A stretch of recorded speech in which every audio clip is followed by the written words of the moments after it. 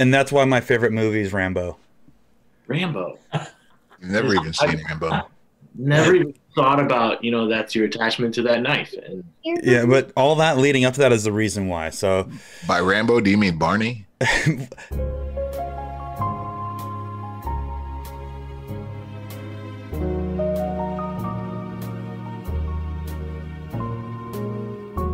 same, same.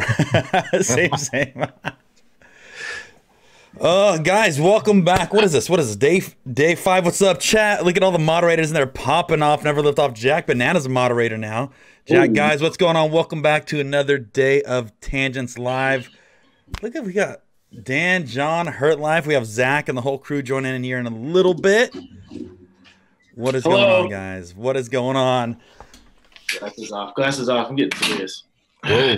John, I heard, hey, so rumor is you just got a bidet, dude. I heard that's like groundbreaking. True story. Had to cut down on toilet paper usage. First use today. Game changer. Well, Just saying. to the club. Saving the planet. Yeah, man. I heard you've been on one. I've had one for a year. What? Yes. What? Yeah. When your lady gets pregnant, her belly gets big, and then she loses the ability to do certain things. Bidets. So the thing is, my belly got big, and I had to get one for that reason too. I'm not even pregnant, so I still can't do those things. Man, what did I walk into here? It was crazy. Yeah, we just had a crazy rant about Rambo, and then we went live, and then John earlier was bragging about how he just picked up a bidet the other night, and he finally had a first test run with it. So, is it a bidet, or did you get like a Japanese toilet? I didn't get a Toto. I ain't got that kind of money. I mean, that is next level science. Like, if you've ever had the opportunity, if somebody can pull up what a Japanese toilet looks like, but you probably want to like scan that before making it live. Toto's the brand. Dude, yeah, they got seat warmers. They got all kinds of stuff. It's super. Lights nice. come on. Yeah, it'll dry you off. It's crazy. Those things are ballers. Dan, I just realized your background picture is a photo of me holding you up as a child.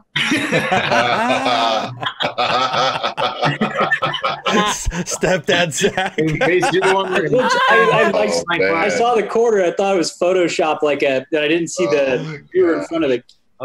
You. There, yeah. Yeah. Roasted. No, that picture was taken 2 days ago. What do you mean? That's what I look like without a beard, guys. Yeah, I was gonna say you're clean shaven for that one. Yeah. What's on the agenda today? What's on the agenda today? So, a couple different things. That's obviously Chad is already talking and asking. Tony Angelo, our man Tony Angelo, longtime OG Hoonigan. Now he's out doing some big things and building a bunch of rad cars. So we figured, why not have a better day than do a happy hour hangout later on with Tony Angelo? And at the same time, we're to make sure to get the whole entire crew up on the stream where we can just rant and do the old school tangents, throw down who has the most verbal diarrhea and what we can talk about for the next hour. So it is going to be a little spicy there near the end. But the other thing we were talking about too, and this is a suggestion that was based off in the Discord, which we've been going through and checking out. You guys mentioned that you want us to watch and pull up some YouTube videos that we find humorous in our own way. So what we're going to be doing earlier today is going through some of our most recent videos that we've stumbled upon that we seem to enjoy. And I think we all have something a little spice. Do you guys have some spice? I got a little spice, but I found a bunch of bangers of just quick clips that I would like to show today that I feel are relevant to the type of stuff that, man, we should be doing right now, but just can't be. And that's the thing is this whole quarantine lockdown is putting me in like the deepest, darkest YouTube K-hole in my life where I'm just hitting the rock bottom of YouTube. And you guys in chat are seriously probably deeper than me in the YouTube K-hole because I'm seeing some of the stuff that you guys have been finding. And it's 10-10. It is 10-10. Discord is savage. Dude, it's John, you spent some time in there the other day in Discord. I would like to. I'm exercising all the bandwidth. So we're going to go into a YouTube frenzy here in a little bit. But then also, too, another thing you guys wanted was to dig in some more Craigslist finds. So we're going to finish out this week. We're going to make sure to dig into a little bit deeper look into what we can find on Craigslist. So we're just going to wrap it out with that. So we have some more Craigslist find. We have some YouTube video breakdowns. We got Tony Angelo, and then we have the rest of the crew coming in later. So it's going to be stacked and spicy on a Friday. And not only that, it's Happy Hour Friday. So kick back, enjoy yourself a cold beverage, whatever the beverage you choose. Jack or Zach, what would be your beverage of choice? My beverage of choice today? Yep. Man, ask me in an hour. Oh, happy hour starts in 15 minutes. Well, ask me. With that hat on, with that hat on, it looks like Zach drinks mayonnaise. Throw it in the microwave for a good 20 seconds so you can start swirling. Hey, you want to get it nice and warm, you know, so the viscosity is mayonnaise eating contest. Yeah, if you want to really eat mayonnaise, you know, you want to basically funnel it down. You want it as low weight as possible.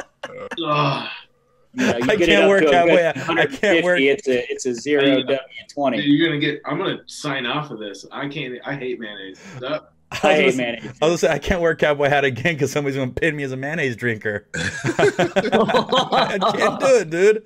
Hey, look at that guy. He drinks mayonnaise as he has a white ring of mayonnaise around his mouth. I got the mayonnaise in the back. Oh, all right, guys. Chat. What do you guys think? What should we start with? Should we start with YouTube? Should we start with Craigslist? What would be your plan of choice? And then also, do you know Dan, you have just uppercutting my younger self. Oof. What's that, just Zach? Myself up. So if I go back, right, if I'm uppercutting myself, does it make me tougher now? You know. So I'm trying to see if I can make myself a little bit tougher. I don't know if you can get any tougher, Dan. No, pretty tough. Sitting down every day makes me soften up a little bit. Yeah, chat saying you're a Chuck Norris replica, so you're about as good as you can get. This Yo, how crazy is it? How crazy is it that Rob Parsons, Dan Summers, and Chris Forsberg are the same person? Did you notice that yesterday? I was like, holy crap, this is another one. I was ready to put like name tags on whoever was who because I couldn't tell the difference. Yeah. You think they were all separated at birth? Kind of like when they try to kill like a supervillain, and they cut his body up and like bury it at like opposite ends of the earth. Zach, are you all their fathers? Well, there's one picture evidence of Dan and Zach at the younger age. They're triplets, and Zach only kept one. He kept the toughest one. Hey, hold on. Going back to chat, Hurt. Why is if they got cut up, I got the smallest cut. That's good. Hey, Hurt, somebody in chat, Moto Huncho, is saying Hurt looks like he drinks chicken grease. Okay. What? Oh, so we got a mayonnaise drinker and chicken grease? Guys, where are you guys getting this from? What does Dan drink? I bet you that guy drinks sweaty underwear. Ooh. Ooh. You heard it first. Sweaty underwear drinker in chat live. I'm drinking. Wringing it out over your mouth? Also, Zach, or Dan, you have a piece of paper and pen? Do you guys have a piece of paper and pen? I can. I have. Yeah, I can get one. You know, because dude, we're not gonna do that. We can't do that with John present. No, I'm gonna call John out right now. I'm gonna call John out. I'll battle John 1v1 if I have to. Dan, you gonna get in on this? I'm down. Hold on, let me prepare. Zach and Hurt, you guys will be the judges. Guys, this is you know, as you guys know, John is the design daddy here, and you know, I think that's one of the coolest titles to have, having anything with daddy in your name. So we might. How would you? It's gonna go. This is gonna be a short banger, but we can time this in a little bit. How would you guys feel if Dan, myself, Zach, or Hurt, depending on who you guys want to join in? I'm definitely gonna do it. Challenge John today in a draw-off. We only have a limited time, 1 minute. We have 1 minute to draw something. Either the host can pick or chat can pick, and we're gonna have a draw battle against John to claim the title as Design Daddy, because I'm coming for it, John. Oh, you've come by before. I remember you were throwing down some spice a couple years ago at the donut garage on my Cintiq. So people are saying also they're calling Zach the chop daddy. That one's hard to get. I know that's one. I can't chop with the 2J as hard as Zach does. So I'm kind of like stepping away. Design daddy, all I need is a good marker and a piece of paper, and I might come after that. I mean, I'm not gonna lie here. Like Hurts, the twerk stallion chops really hard, but that it doesn't count because it's like a dirt bike. You know what I mean? You can't really count. That's a serious. Truck. It's too small of a displacement to count. Is that what you're saying? It doesn't have any pistons, so. All right. So let's jump into this, boys. Let's hit it with the Craigslist. You know, we've been starting strong with that. You guys been, Zach. I don't know where you find yours. You've been bringing some serious. So Discord brought some heat last night. I've got actually a couple of things here. Like, I just want to pull up and dude, we have some absolute heaters in Discord. So if you're not in it, somebody drop a link to Discord so people can join and get in the mix so other people can, witness what this is all about. But got a couple here. I just need to send this link to Brian. Boom. Okay. So I'll tell you this. So speaking of Discord, Zach, since you brought it up, I went through there last night. I picked one out of Discord, even though there's probably hundreds or thousands at this point. I picked one. The other two, I tried searching organically. And anytime, as you guys know, when you go on a Craigslist hunt, you could see yourself falling in and you're there for 2-3 hours. I did a 2 to 3 hour hunt last night, and then I went to Discord and I was like, God, wherever these guys are finding these things, they have the secret path. So I picked one out of Discord last night. All right. So check it out. Are you going first or can I go first? You hit it first. All right. So this is a fresh Discord find. Not a kit car. That's good. Now, this is a trip, right? Because it looks completely ridiculous. Spartan in California made these. It's on a Nissan 280ZX turbo chassis. Which that was the strangest part to me. But whoever found this, I think it was that Mikey 40 or something like that? You know what's funny to me is that, like, if you've ever driven a 280ZX or anything like of that nature, it looks like it drives. Like, that looks like how that car drives, because it's not good. It's very regal, though. We're still, they kept the interior pretty basic. I mean, that thing looks like it would probably fall apart. Wheel. Got another one wheels. That gnarly wheel right there. Oh, it's got knockoffs on it? Dude. Sick. On the wires? Damn. Yeah. And that's on a 300ZX chassis? Mm-hmm. Like, think of somebody invested the time to develop this, right? We watched 101 Dalmatians, and they were like, dude, gotta have it. Dude, Cruella de Vil's right. Let's build it. The thing is like, exactly what it is. Like you were saying, the R&D or the plan to say, okay, I got this old school thing, but I got a 300ZX in my backyard. We'll make it work. Too much in my brain. Man, some people got a lot more time on their hands. This second one, this was in Discord too. This is sick. Hard. That is dope. Sick. We got the Benzino drag car with the 1991 livery. Is that in Maryland? What does that say? 89. Hold on, 89 thou. Okay. I want to go get it, dude. 89 racks. I'm guessing it's probably big block powered. Man, that's okay. Sick. So only 505 miles on it, so it's probably street driven, easily taken care of. That's a lot of miles for a drag car. 500 miles, yeah, that's 560 SEC race car. Oh, everybody's like, ooh, that thing's thick. That thing is a thick boy right there. That is nice. Hold on, dude. Almost 200K invested, letting it go for just shy of 90. Damn. Yeah. I think in times like this, he'd be lucky if he gets, let's call it 1,700 for it. 840 and runs 780s. Wow. John, 780 pretty quick, yeah. Yeah, dude. What are you running in your car? I thought you were running something similar in yours. No, not yet. What are you at? Still in tens, dude. Still in tens. Need more power to go faster, dude. Can I just bring this up right here because this seems like a lie. Really? Yeah, Detroit on around. We need to fact check that. Yeah. We need a fact check. What does it say? One Detroit Autorama. Riddler Award's like the hardest award to get for a custom classic car. I'm gonna look up this right now. I'm gonna fact check this guy. Yeah. Wow. 95. So cool. Bullshitting. You know how I know it didn't get it? Because it's a functional drag car. True. Yeah. The thing is, I couldn't own that. Oh, the reason I couldn't own that wouldn't fit. Go back to that interior shot again. Hold on, let's go back. That, yeah, I'd have a hard time squeezing it. I would go shotgun. I would go shotgun. Oh my God. Or wait, what? What, John? You called it out.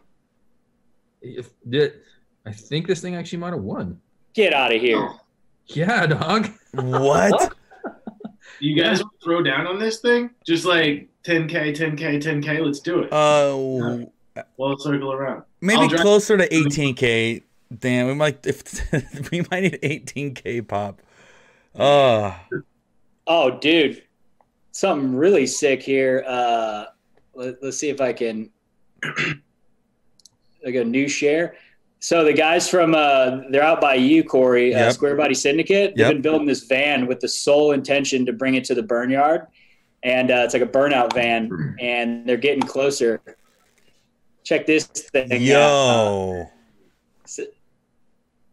Packing a LS3, got the biggest, nastiest cam in it you can buy for an LS. We all know what that is. It's got its tub front and rear, full coilovers. Thing's pretty wild. Update: that Benzo did win 95 for Riddler or Autorama. It's true. I found it out of here. On the wiki. They have it listed for 95. So it won. So you can get a piece of history for $90,000. Yeah, if anybody can afford that in the chat, go for it. Yeah, chat, please don't buy that from underneath us, please. It's crazy though, because every car before or after it always been like early 30s Ford like Roadsters. So it was like the one year they picked something completely oddball and then went back to Roadsters. So there you go. I follow a dude that won like last year or 2 years ago. It's like the pink. It's got a twin turbo 632, but like everything is literally every single piece is hand fabricated. You know what I'm talking about? Was that also, Zach, was that Mercedes find? Was that a Discord find or was that? That was a Discord find. Dude. Yeah, damn, that's Discord good. gang. That's sick. They're digging. Yeah, dude. That is from, the name on that is Fresh Giant. Fresh Giant coming in. Fresh Giant pulled that one up. That man has a good taste right there. What else? You got any other ones, Zach? Yeah, we got a couple more. Yeah, let's bang through them real quick. Oh, actually, here you go. So this is not so much on the wild side. This is more of the I know all of us would want this side. Yep. Yeah. Ooh, the price is right. Dude, $2,000. Wow. On 33s, it looks like. Really nice job on the fenders, I must say. There's no way that. I mean, better than shit cars fenders. Let's say that. Whoa. Now, can we just comment on the accent? So we got, green is obviously for the money, gold is for the honey. Yeah. Interior could use a little TLC. Yeah. Just a little. Hey, what's that little blue behind the wheel though? So green's for the money, gold's for the honeys, blue's for the. Blue is for the police when they realize that this has definitely been stolen more than once. That is not. If you look at that, this guy was building a Newport off-road dump. Oh. Fresh. Yo, that steering wheel is out of a Camaro. Yeah, so great. I'm guessing this steering column is probably out of that as well. Sugar and spice and everything. That's nice right there. Do you know what's Yo, what's the grill on there? The grill. The grill looks sick. They don't have a direct front shot for so. No, this is how you can tell something's really sketchy is because there's no like dead-on shots of it. You know what I mean? It almost There's looks only like that one side. It looks like an intercooler. it looks like a Cadillac, old Cadillac. Like, How sick would that be if that was an intercooler and that thing was turbo? That'd be so sick. hey, chat, $2,000. Do you buy it or not? Yes or no? $2,000 for this off-road 1991 Chevy Caprice. Not going to answer. Oh, not going to answer 1,000 questions. So don't message me. No, I like how he's trading it for a 4x4 because he bought this thing. He's like, man, I wish I had another $500 to buy a 4x4. Screw it, we're just gonna put 33s on it and romp it. Wait, check this out though. I mean, come on, he's got underglow. It's got underglow. Okay. Green light bars underneath. LED headlights, bro. It's, you know what? Stay lit. Let the people know. See, everybody's saying in chat right now, Zach, if you're not seeing it, they're saying, yes, buy it, Gambler, 500, yes. And then you get a few no's. Everybody thinks this thing might have a little bit of potential behind it. I'm kind of feeling it. I tell you what, I would whip a Caprice, especially a lifted one.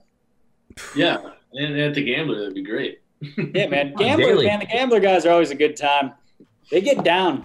Sometimes, like, I hesitate to say this, but, like, there's been times where I'm like, man, these cats are a little too wild. Because you had a chance to go on one, right?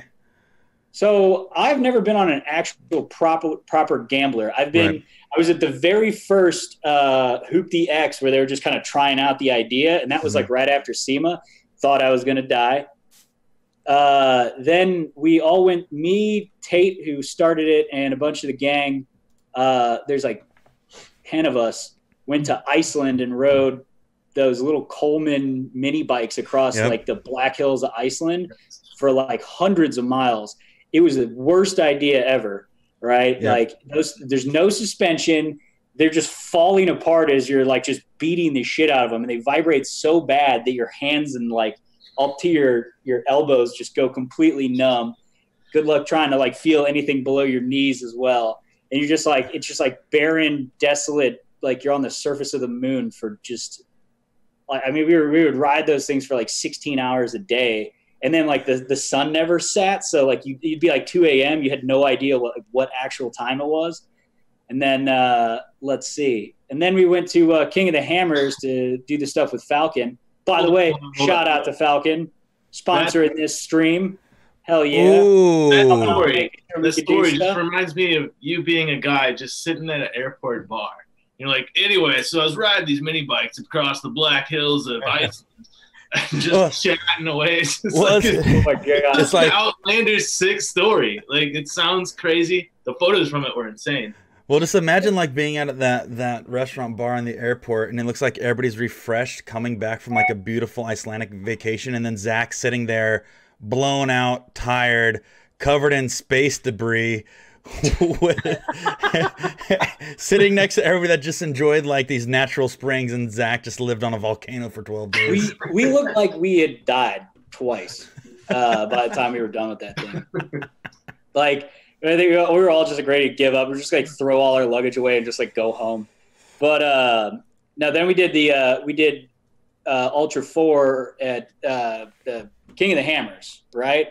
And when we got out there, we were there like when did we get there? Like Wednesday or no Thursday. So we were Thursday, Friday, and then all y'all left on Saturday morning.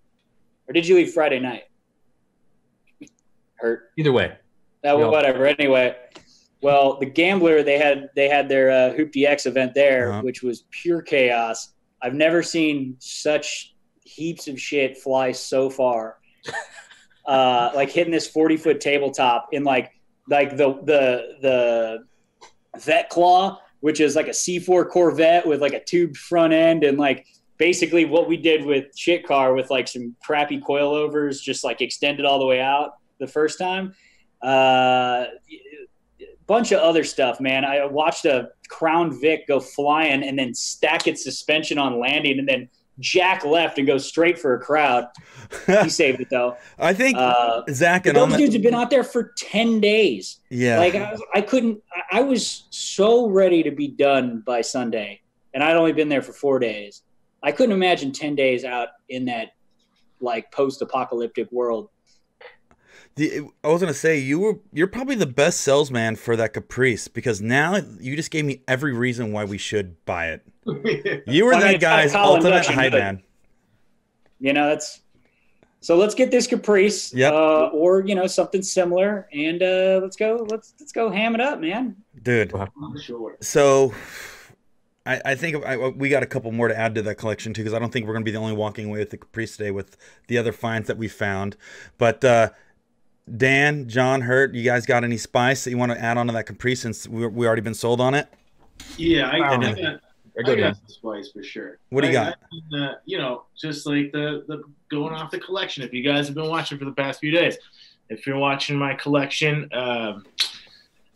this is just cars that I don't like, but I totally want to own, and I want to have a special garage full of this stuff. Here's a good one right here. Ooh. Talking about. I didn't find this one. And you know what? I started searching locally because you guys were doing it yesterday, and I didn't want to cheat, even finding obscure cars. So I had to dive in pretty dang deep to find stuff locally. But have a gander. Did it just get fresh headwork? Why would we go right to the head? Fresh headwork. Fresh headwork? This is fresh head. Waterproof straight to seat covers. And that looks like it's out of a boat, sort of. Yeah, I was just going to say, man, that's definitely power sports seats. Dude, gas cans in the back. Oh, yeah, you know it's legit. It's pretty gnarly. But, I mean, come on. That's something you got to have in the collection. Oh, the stylized photo? Style. Yeah. Hashtag no filter on that thing.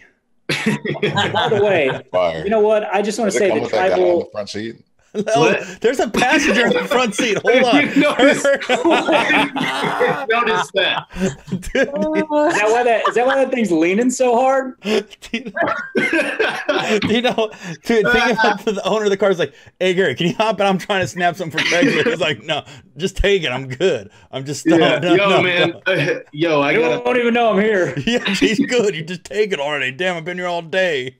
I can't believe I didn't even see this, and I stared at this thing last night. This just is a testament to how durable and strong this car is, that you can just load this thing up with massive human beings, dude, and you will still maintain good gas mileage. It's fuel economic. The head was just rebuilt, dude. Yeah. I am a professional mechanic. I have this Metro in top operating condition. Clean car title. Has 215,458 miles. Yeah, you guys, you know, if you're looking for an economy car. Wait. Head was just rebuilt, stainless steel valves, ported and polished. Oh, that's an extra good 15 ponies out of that hog. Yeah. This Geo was owned by a millionaire.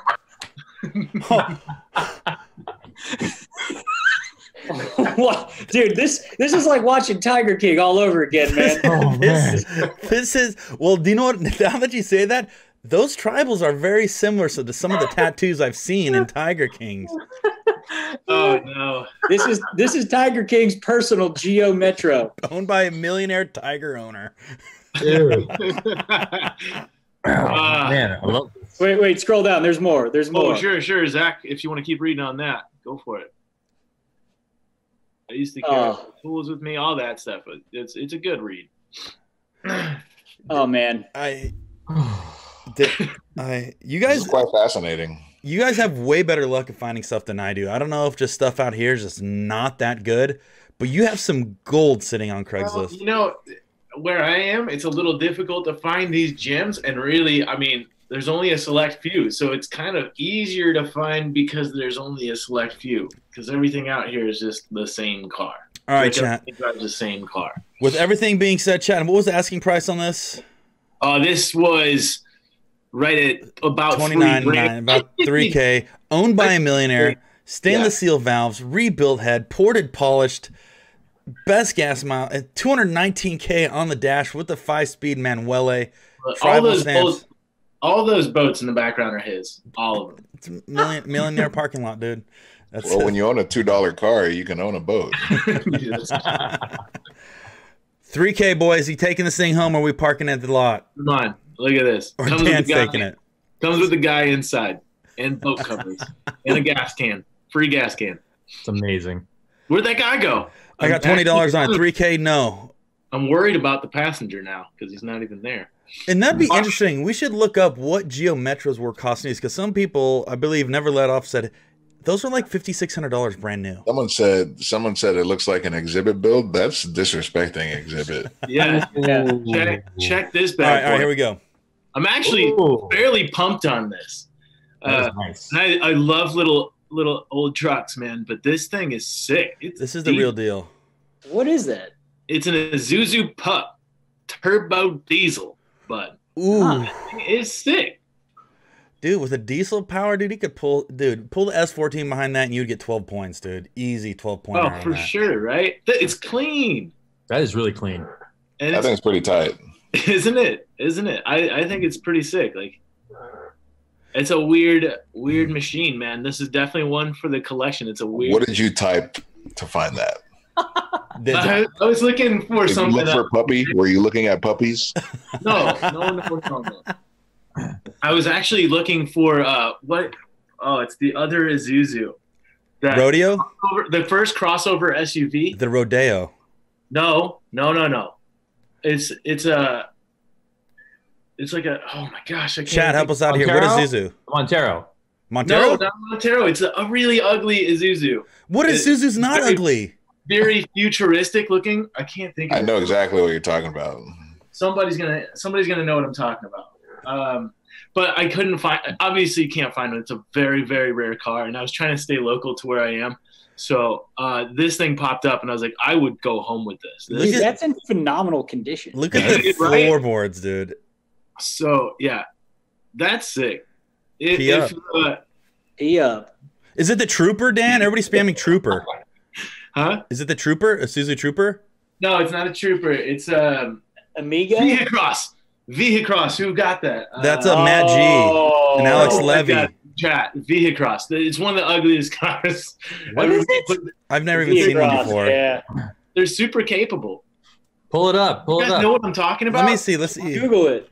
Pull it up. But anyway, I'm looking up a Vehicross. Yeah, you look up a Vehicross. Everybody else take this in. Look at it. And it's a turbo diesel.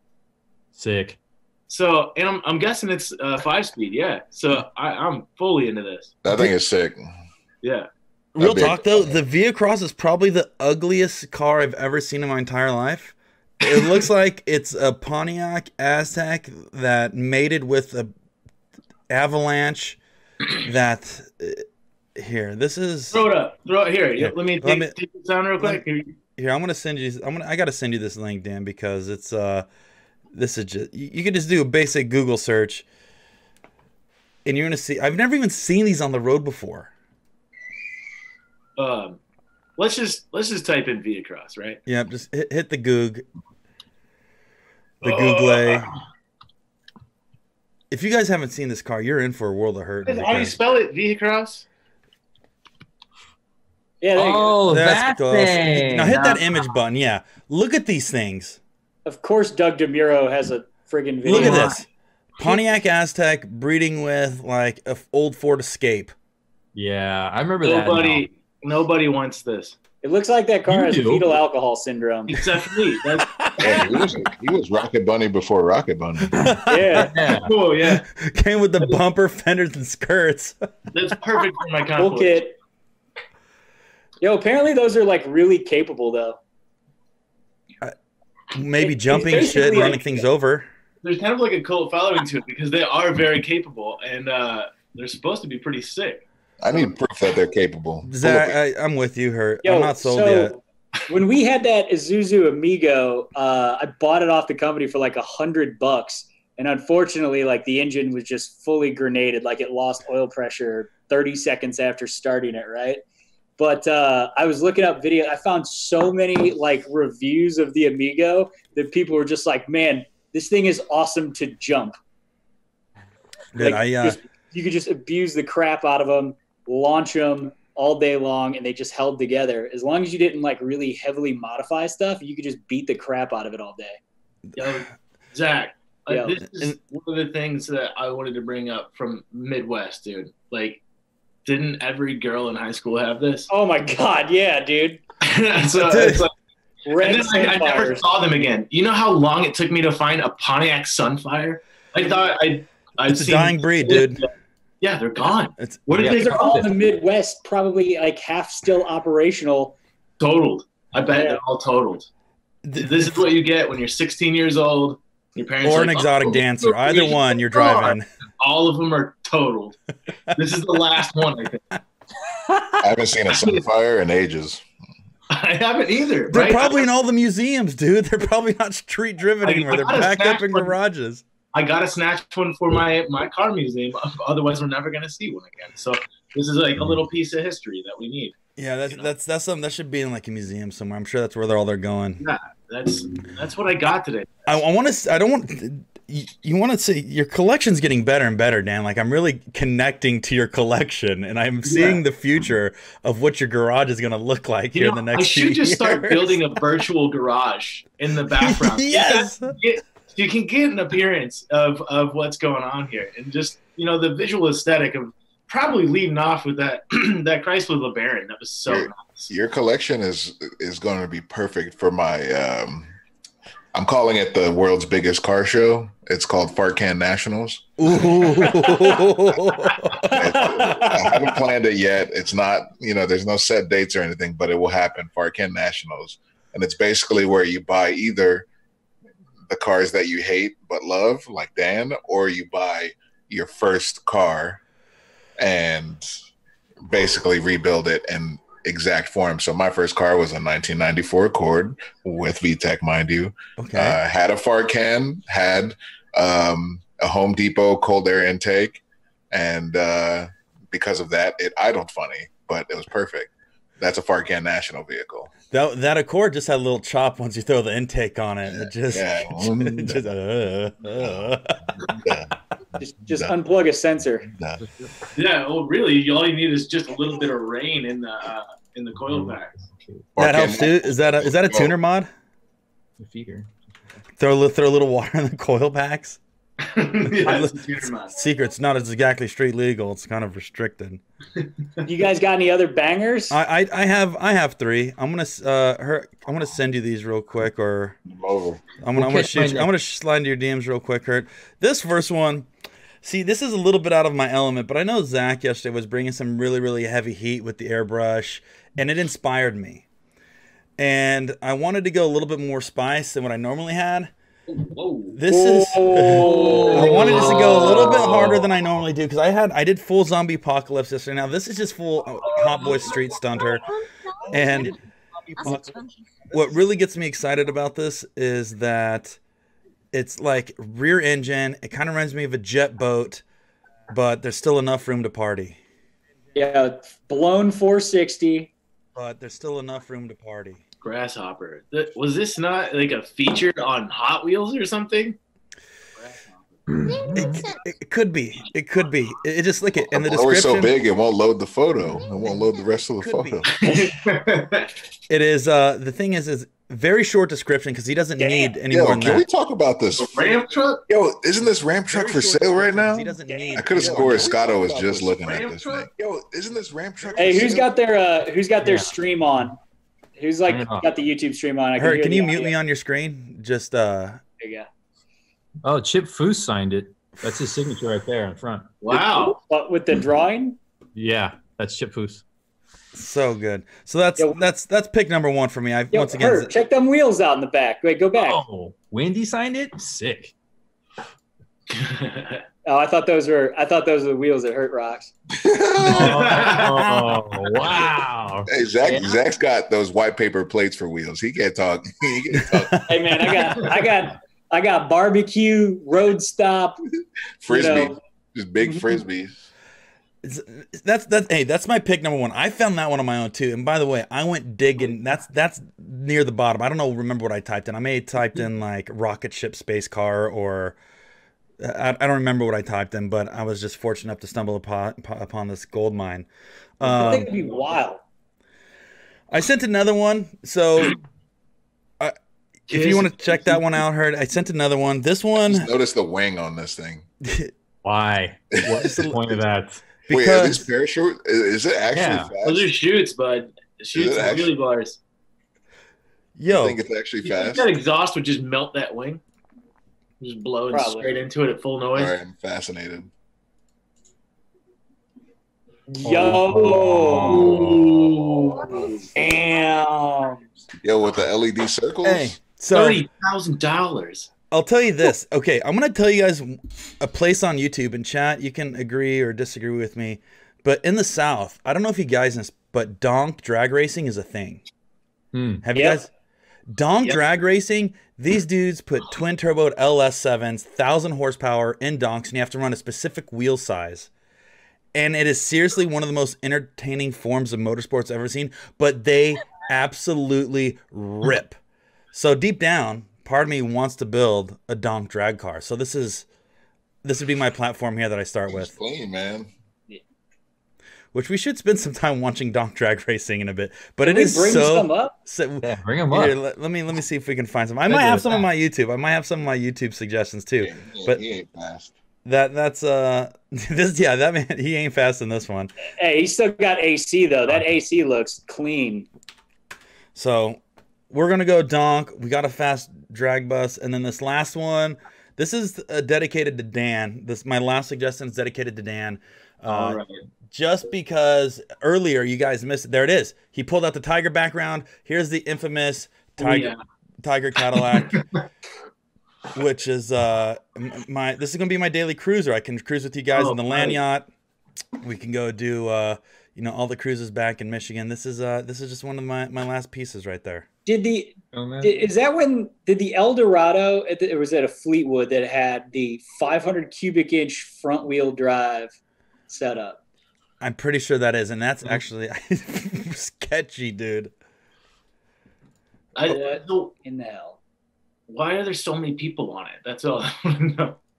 When you have a car that big, Zach, when you went on, when you guys took out the land yacht, you could have loaded how many people up in that thing uncomfortably? 300. Yeah. Easy. Easily triple digits. What else do you do with that thing? You just load hop on, boys. You cruise Profile. in comfort. Yeah. Yep. Dude, one other thing. I want to go back to Dan real quick. I got sent a link. I'm going to send this to you, Dan, because I want you to share, because this is your pride and joy. This was sent to somebody by the name of Teague. And Teague wanted to make sure that this gets into your hands. And if you want to share a screen and play that real quick, we're going to see the history of the Viacross in action. I believe this thing seems to be an off-road shredder. Oh, no. And the thumbnail of it is like romping through 10 feet of mud. Hold on 1 second. Let me get set up for that. Oh, yeah. This is what I like to see. Dude, uncapable vehicles doing things that it probably shouldn't be doing, but it's doing a pretty damn good job doing it. That is a gold mine. Oh, wait. Oh, I hit the wrong link there. There we go. Here we are. And by the way, I haven't watched this yet, so Teague is sending the heat right now. Oh, hold up. Is this our Teague? This is our Teague. It's kind of a weird little pop. And I love that Teague has fallen into the YouTube hole too right now and looking it up. Oh gosh. Teague, don't do it. Hold up. It's all good. So it's like in a weird pop out right now. So, all good. That's completely natural, Dan. Once you get this deep in YouTube, it gets sketchy. It just happens. But in the meantime, what we're gonna do, guys, while Dan is working on that, we got to give a shout out to Falcon Tire, guys. I know Zach mentioned it earlier, but Falcon, huge supporters of the stream, huge supporters of all our content. You guys already know this. They make everything from off-road to street to drag to hot boy to burnout. You need a tire for any car, any make, model. Throw some Falcons on it. And do you know what? Probably the best mod you throw on your car. You don't need horsepower. Throw some Falcons and you get some grippy boys. And you should be hooking up almost better than anything else. Actually, in fact, better than everything else. Whoa. Best handling SUV ever. Oh boy. Let's you guys hear that okay? Yeah. This is not real. The music so far. Daft Punk. Yes. Iron Man. Look at that, Zach. I'm kind of getting pumped on this. Yo, but what they're not showing you is he's a foot off the ground. Alien invasion in Suzu Viacross. The Future Shop. Now that. Come on. They really thought they were doing Area 51. This is what happens when you go too far over the limit. You know what I mean? Oh yeah. The consumption of illegal substances while building this car was probably astronomical. Just sitting back watching. We should buy as many of these as we can. Well, And then do a rally cross. Everybody in chat. That's the best idea I heard ever. I feel like the following of people that own these, like for some reason, feel like they deserve to be $29,000 with 100,000 miles on them. So basically, we're going through a virtual magazine tour of where this thing has been published. Okay, here we go. That's pretty much. Wait, that's not the Via Cross. That's not it. Wait a second. Whoa! Oh! Whoa! Whoa! Where'd he come No! Too soon, Junior. They're like, I don't see your land Yo, speed that- record car doing this later. Yeah, I think they really are fairly capable. Oh, Oh, give that. Take Yeah. the The defender defender. out. Defender out. Just so you know.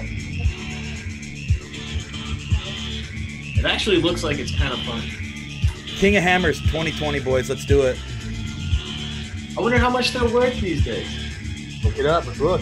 I did try and look it up. Oh, I tried to look up locally. Okay. Nobody nobody has a Via Cross local to me. So, if you guys can find a Via Cross, let me know how much they're worth. Maybe we'll go buy one. Yeah, Kinda like- this is. Craigslist is gonna get hammered tonight. Before the Isuzu Via Cross. Wait, is that VHS talking to us right there? I don't know. And could handle like a sports sedan. See how What? it's coming full circle. Wow, that's weird. Anywho, That's a is- beautiful video. Inflated Teague, thanks for body sending that video in. panels That is were 10 produced Read it. using a special ceramic die stamp.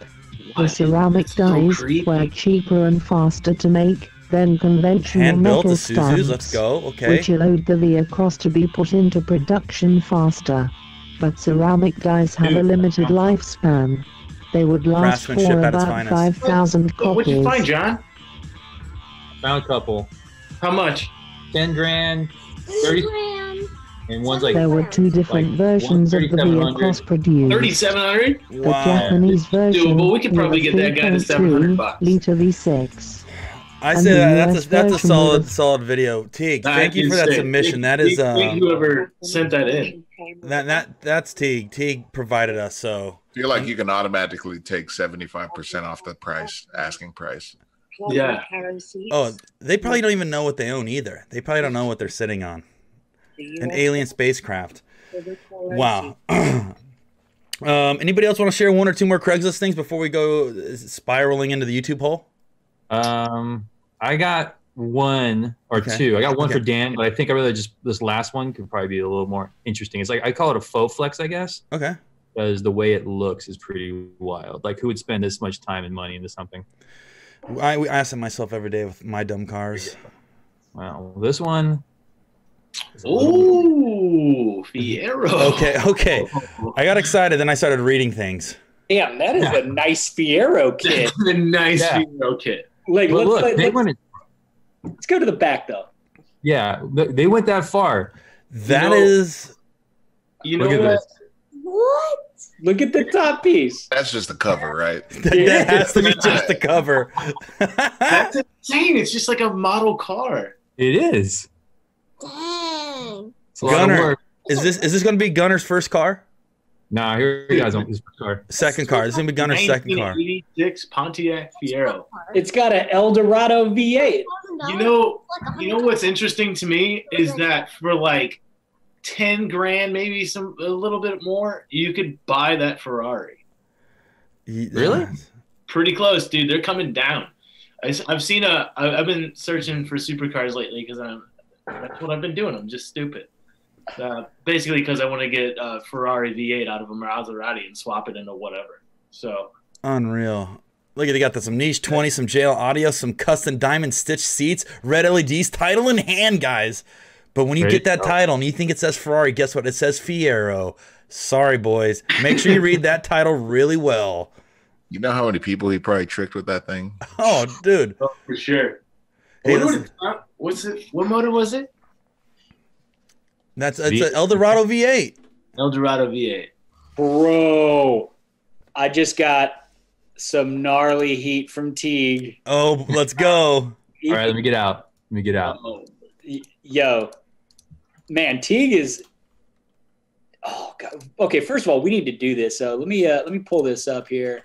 This is something I feel like we should be doing at work. This is a car jumping championship. Okay. Didn't you intern shit card or sick card just a couple weeks ago? No, that was just that was a test run. But you know what? I feel like it's good. Look. Oh, yo. Holy crap. And then it just went straight up. Dude, where is this? These are some neck breakers. The hang time. Oh my gosh. There's no roll cage in there. You don't need roll cage. You're going to land on other cars. Is it just maybe choppy? We got a little choppy. They made sure to take the windshield out, so just in case you want to impale yourself. Oh. Nice. Here, You know what's the perfect vehicle for this? What? The Via Cross. Yeah. I mean, you're crossing vehicles. Yeah, but you probably actually landed. See, so here's this, Zach. I'm gonna shorts. I'm gonna send this video to her because in correlation to this video that you have up, this is very similar in title. And as most of us, first thing we do when we get on YouTube is type in cars jumping. Oh my God. It's a little choppy right in here. Oh, dude, he nailed it. I broke my back. It's spinal. Can we run that back here real quick? I mean, this is competitions we really should be going to, but we should actually be the team owners and find drivers. Dude, he cleared. How many cars did he just clear there? Imagine if we could be the Jack Roush of the car jumping scenes, where we just own them, operate it, professional, but we hire drivers, experts. Dude, I mean, this is great stuff. I sent one to her. I sent a video to her based off a very similar thing, but we all know Tough Truck, right? Tub truck. Tough truck, not tough. Oh, tough trucks, yeah. Tough trucks. Tough trucks. Please don't look that up, guys. I don't know if it's an SW. This, if I could go compete in anything, or else go as a spectator, Tough Trucks is probably one of my favorite things, as they do one segment, and I'm pretty sure most of the cars that enter the Tough Truck competition are usually probably borrowed, scrapped, junk cars, unmodified for the most part. And they end up. You do need a roll cage. I told you. Oh. Whoa, they're pancaked. I was just about to say, man, these cars. Got a bar in it. Oh, there is a bar in there. Oh, yeah. You know what?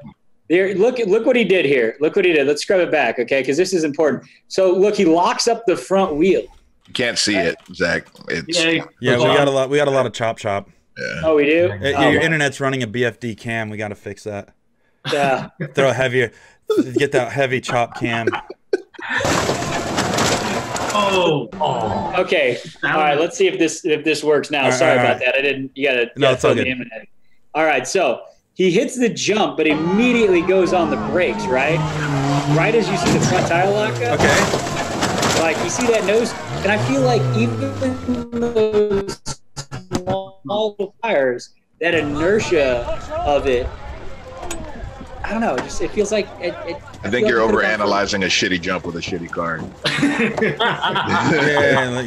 It's alive! Oh, I want to hear his explanation. I want to hear it.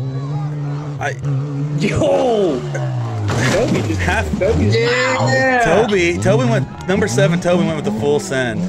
When he jumps it, he's like, Toby. I hit that 450 mark right and he there. Just walked out of there. He just left. That was rad. All right, watch this dude. 450. Yeah, there John, he went home. That guy just drove home. All right, this is gonna be a spicy one right here. I really suggest keeping the eye on the driver's helmet. Keep an eye on the driver's helmet, boys. Keep an eye on the driver's helmet. It flies off his head.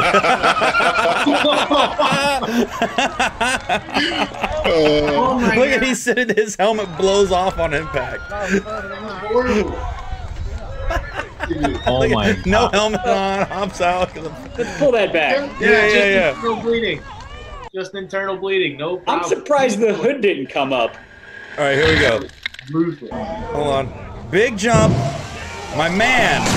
Right there. You see it fall into his Where is lap. this? Where is this, and why are we there? This is in the UK. I don't. Those guys know how to party, dude. They're in the future. The Georgia Fire Starter. I like their first responder. The flip flops and a t-shirt. That dude should probably not go to sleep tonight. No, he's probably he's full concussed right now. There's so much internal bleeding. All of his organs. I was scared at first, He's scared at first. but then adrenaline took over. Uh-huh. Smashed it. I love how they do a little post-race interview. Yeah, but you know, snap the back. Can we watch that one more time? Can we just Yeah. go back here? I'm Just scared. gotta, I would like Still breathing. Broke the strap off the helmet. I noticed that the hood was actually tied down because I was like, how did that hood not fly up? That's amazing.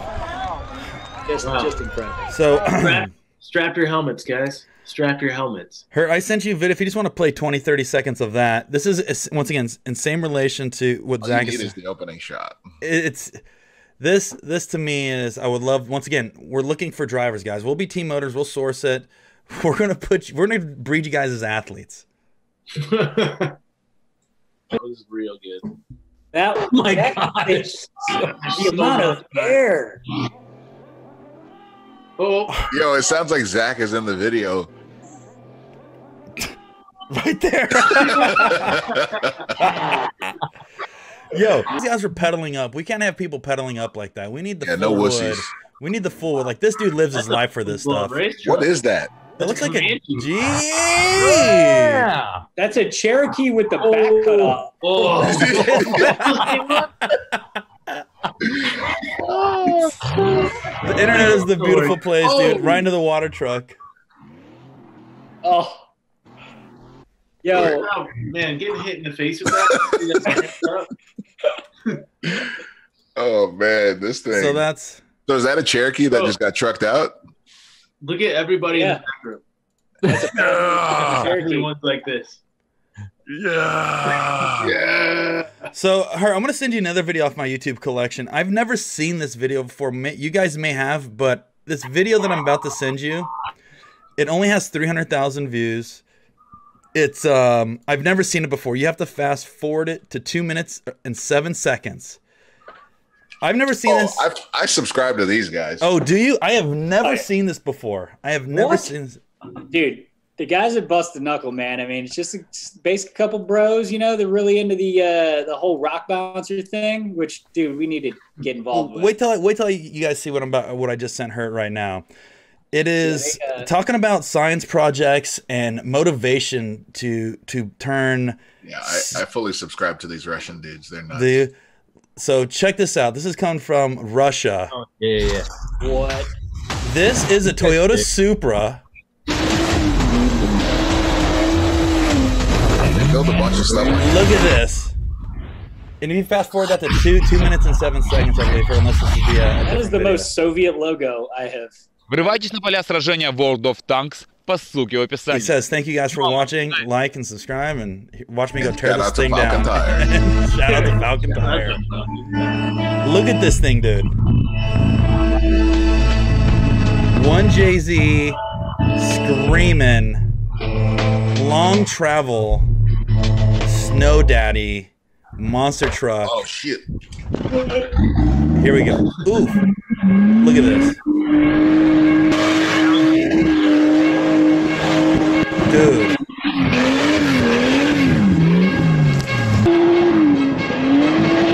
That is a street shredder right there. A little sketchy, but We get people saying do that to Shark Card. This, I'm so down to shred Shark Card in the snow. Yeah. look at that. Long travel. Thing's taking all the bumps like a beast, dude. I wonder what chassis they're putting. That's that's the thing is you have to figure out what they're using for. Look at the suspension on that. It looks like they just whipped up some arms. They just extend all the arms. And then probably like extended the axles. Yeah, because look at the lower arm there. It looks like definitely like a factory lower arm, and then you see like a piece of box metal. Well, that's the thing is these guys do the same thing. I'll pull another one up in a second. Yo, so I stumbled on that last night. I'm like, yeah, no, I fully these subscribe. dudes shred and build some intense stuff. Did you look at all their videos? No, that was the first thing I saw. I was just looking up, like snow videos, snow drift, snow jump. I can't remember exactly what I was typing in, but there was two. So I found them because they titled one of their videos Gymkhana, and obviously it's not Gymkhana, but boy oh boy, it's a wild little machine they build. But it seems like they build all their things the same way. Are you still looking hurt? And those guys put out some crazy content. That's the thing is YouTube just, dude, nuts. Absolutely. I got nuts. something queued up if we can go to that right now. Yeah, what do you got, John? Throw it up. All right, I got this little jammer while Hurt's looking. This is, I could see Zach being all about this. So this is a jet-powered bar stool. What? Hold on. We'll get right to it. He warms it up real quick. We'll let him just get on it real quick, and then. Is that a two-seater too, John? Yeah, dude. We just get in. Here we go. We'll there. Watch how fast this thing moves when he gets in it. That's so sick. Yo, what is he thinking? Watch this thing. It just moves out. Oh, no way. No, he's not even on it. No, he's not. But watch. It starts getting good right here. That's just idle, huh?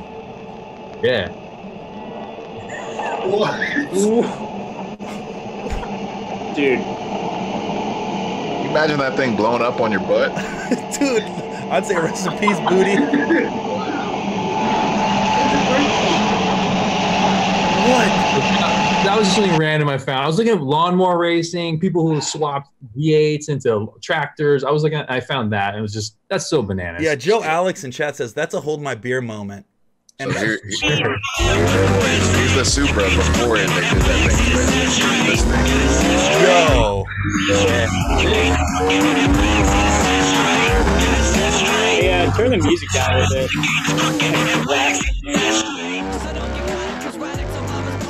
Oh, so that is a Supra before they chopped it up. Yeah, they built all kinds of weird stuff. I don't understand anything they say in their videos, but they build weird stuff. So I've seen this car on the internet. I've never seen an actual video. I think they put a body on top of a UTV or a side by side. That looks like so much. Like a chassis swap side by side. Look at that, dude. So sick. No, what? They did a quick tire change. Yeah, Lottos are sick, man. I only know about this car because of my summer car. Yeah. Oh man, don't bring that up, Hurt.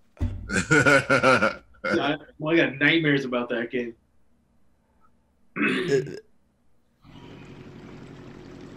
That is crazy. Right. Yeah, this video is weird. Because now he does this. Yeah,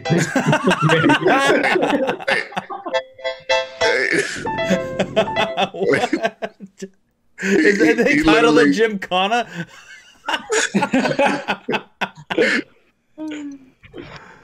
Oh my god. Brings out the stool, got his floating tires on, and jams some Dr. Dre on the keyboard.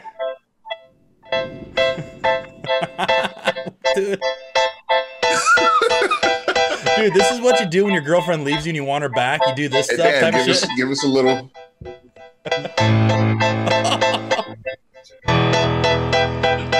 That's good.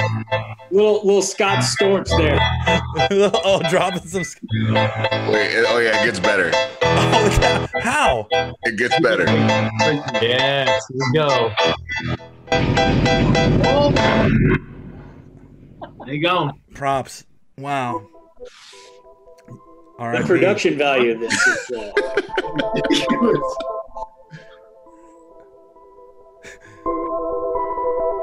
Wow. He was dreaming the whole time. Dude, That's great. Wow. That was great. Thank you. I had no idea the crazy super is going to lead me down this hole of internet, dude. Oh man, we got some weird stuff going on. It's guys, chat. Did you guys dig that or what, chat? Let's get some ones if you dig that. This has been the whole of YouTube. Holy crap. Slow clap. Everybody's in chat slow clapping. Yes. Just what you guys just knocked it out of the park. Let's get some ones. Let's get some ones going. Let's see here. Anything else you guys want to play, or should we do a quick 1 minute draw off with John real quick? What's that? Oh, I have another one I'd like to share. Let's do one more. I want to have a draw battle with John. I want to beat him real quick. If you guys have, let me see here. Let me just, you guys get ready. Okay. And there's a video because let me find it real quick. I'm gonna need probably. All right, so there's this thing called oval drags. Kurt's a fan of oval drags. Spectator drags, and I've watched pretty much every one you can find on the internet. But this is one of the most entertaining videos that the internet has to offer. So oval drags, spectator drags is where you drag race other spectators on the oval. So you start like a drag race, and you hit, and you have to make a full lap around the oval, and winner take all. But sometimes it gets heated, man. Sometimes these guys, they really want to take home the W. The home crowd's watching, and so it's all or nothing. And you throw a couple alphas into a cage, it goes down. So, the gladiator. Neon is the king. Neon is the king of oval drags. This Dodge Ram can take him out. Dude, that Neon is on him, dude. Drafting.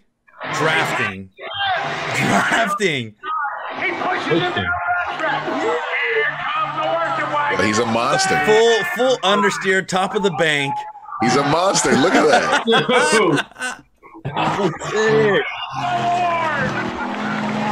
But the truck ain't having it. He's mad. No.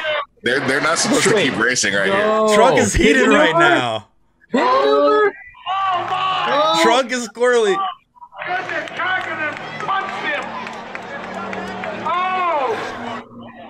Oh, it's not over yet. Drivers, right? It's not over yet. Brian Darling in the worship wagon. And this guy comes out. Taking him out. You're not taking my crown away from me. Hey, I respect the dude from Neon. He's like, hey man, I beat you fair and square. I don't need to fight you. See, man, truck people overcompensated. Truck dude's mad right now. I would never get beat by a Neon. Is that the Neon that just goes and smokes everybody? Yeah, he's nasty. He brought his hands, dude. The truck guy didn't. Truck guy wasn't ready. Just I love spectator drags. It's one of my favorite things. What do you got, Dan? Story. What's up? I have something that it's kind of shaped my life a bit. It's an old video that I really appreciate. If you guys want to take a few minutes and just appreciate this, for those of you that don't know, I know a couple guys in this chat have already seen it. Okay. But we're gonna go ahead and pop this up. This shaped your life, so I'm hoping it changes my life. Go ahead and get that volume down just a hair. Yeah, sorry about that. Overdrive. Audio okay? Okay. Come on, Duke. I'm going for it. What are you doing? I've never seen this before. He's actually doing it. Oh my God! You're drifting way too hard. No, I gotta do it. Duke, no, you're crazy. He's going into overdrift. What is happening? Yeah, he turned into a dinosaur. He's going to the D dimension. This is a classic. Hold on. The dude drifted so hard he turned into a dinosaur? Oh, just wait. The story. It's only 5 minutes. We're already a quarter. Brother. You going to your old dino job? It's called archaeology, Gramps. Someone's got to pay the bills around here. The Kagamuras are a family of drifters. Your brother understood that. I saw my brother die! They never found the body. He took the ultimate drift into another dimension. Fairy tales and magic, old man. This is Dr. Kagamura. Yeah, I'll be right there. Duke threw everything away for the drift. I'm not gonna make the same mistake. Where are you going? If you want me, I'll be in Egypt. It gets out of hand really fast. Hold on, I'm already too sucked into this. Welcome to I feel like they did voiceovers. Notice, but you are the only expert in dinopictography. Dinopictography. According to these dino drawings, the dinosaurs never actually went extinct. They just drifted into another world. The dinosaur is the kind of one with the... Yes, Hernandez. But this whole thing seems to be detailing out some sort of prophecy, where one will be able to walk between the two worlds, between the dinos and the drift. And then there's this symbol. Hernandez. Oh, yes. I need you to carbon date this right away. I'm going back to the States. Blake Kagamura. He drifted already went back to the dark side. My brother's arch rival. Disappearing doesn't count as winning. Your clan still owes me a race. Didn't you hear? I don't race anymore. We'll see about that. I don't have time for this. Your brother would never turn out a challenge. Yo, those fingerless leather gloves. He's good. And neat.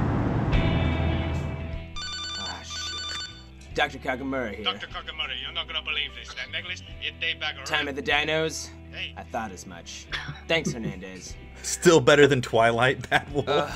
Brother, everybody wants me to be you, but I can't. I give My everything favorite part. just to see your This is face. my favorite part. Right, here we go. Who's there? Hey, bro. Brother? In the scales. But In the I saw scales. you die. No, Scales. I just drifted so hard I crossed over into the D dimension. But that's just a myth. No, it's real, and we're all dinos here. Everyone drifts all the time. It's impossible to drive straight. But listen, I don't have much time. We need your help over here. You have to fulfill the prophecy and become the one who can walk between the two worlds. But I don't know how. Don't worry, Blake. I'll be watching over you, just like I've always been watching over you. Duke out! Brother! Why was his hand in his pants? Hold on. Who is this? Notice anybody missing? If you want to see your cramps alive again, meet me at Drift Mountain. Meet me a drift. Fumayaki. About time you showed up. Where's Gramps? Gramps! This is absolutely insane. Let's drift. People are asking what Fast and the Furious Never is be this? as good as your brother. Better not lay a finger on my This is Fast 10. We're giving you a preview. Hold on.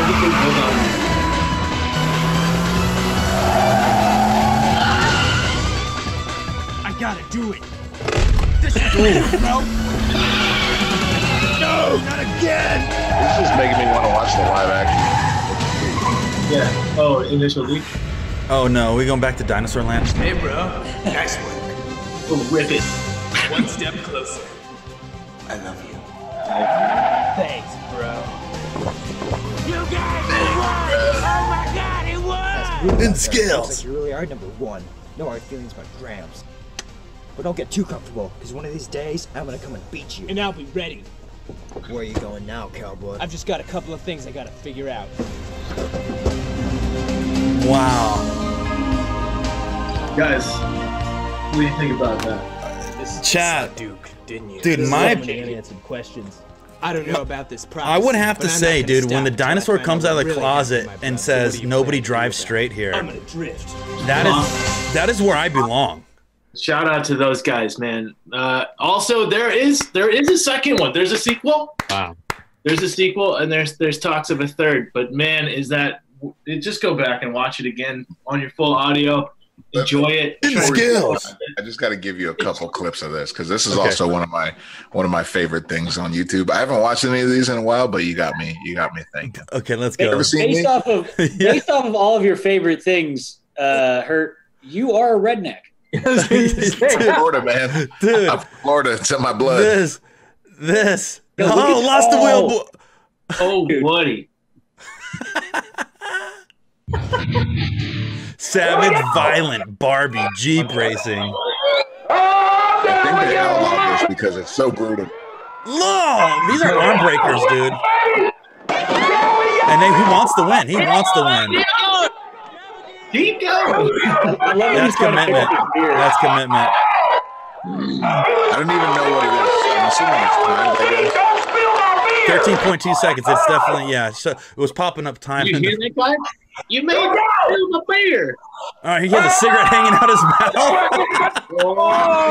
Get it, boy! Oh! No! Man. He didn't even lose his smoke. What a And look at the crowd. Look how many people are there. I wonder if it's basically mini King of Hammers. Yeah, they're going down Tropic Thunder right 6.84, dude. Imagine that having in your trophy room. That was too easy. That guy made it too easy.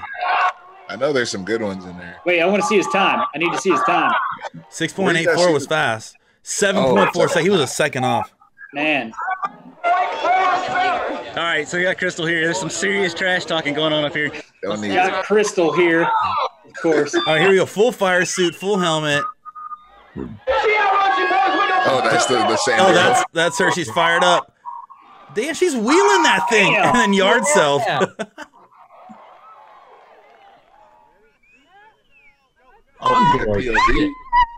Yo, the onboard. Yo, it looks crazy. Look how many people. And fully out of control this whole entire time. Yo, take a moment. Look at this crowd. Damn. I wonder if their steering wheel's even connected to anything because she's sawing at it all the way down.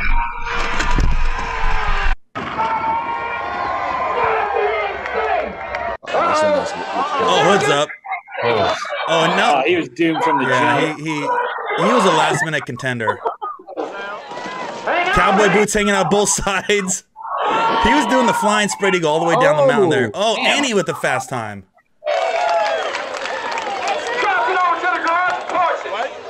I like how they just throw them all in the pile at the end. Ditch the Jeep, boys. Yo, is this at the Rednecks and Paychecks? Rednecks and Paychecks event? Yes, dude. That event is unreal.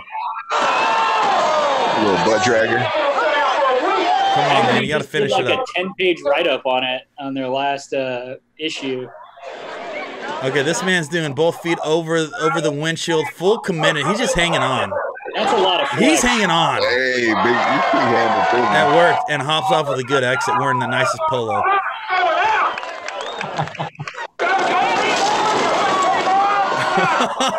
These guys, there's a science to this. I was hoping to see more crashes, to be honest. We already lost the wheel. Here you go. Oh, that's a head racker. Oh, this has got the first day on the job right here. Oh! Do you know what? I would love to meet some of these people and interview them. I want to find the champion. I need to meet the champion. Sounds like we need to go to this event. I don't know why. I got a Jeep. I'm telling you, man, they stopped making the videos. I think they outlawed it. Let's make our own. Yep. I'll be a judge. You know what? I'm at the age where I run people's. What is he doing? I'm at the age where I want to just be a judge, but I would. He got crushed. He doesn't want anything. No, he's done. He's limping across the line. Look at him. His brain's scrambled. He's so bummed. He's so bummed. This must be a steep-ass run. They're coming down. They're cooking. I mean, you saw that helmet cam. It made it look way bigger than I thought it would. Ryan Rimple says, how would you outlaw this? I don't know why, but they're running on alcohol is what there's. All these cars run on alcohol. A quick little pit spot. We have got it adjusted now. Hey, how'd that guy get your pants, Zach? That's how you make them.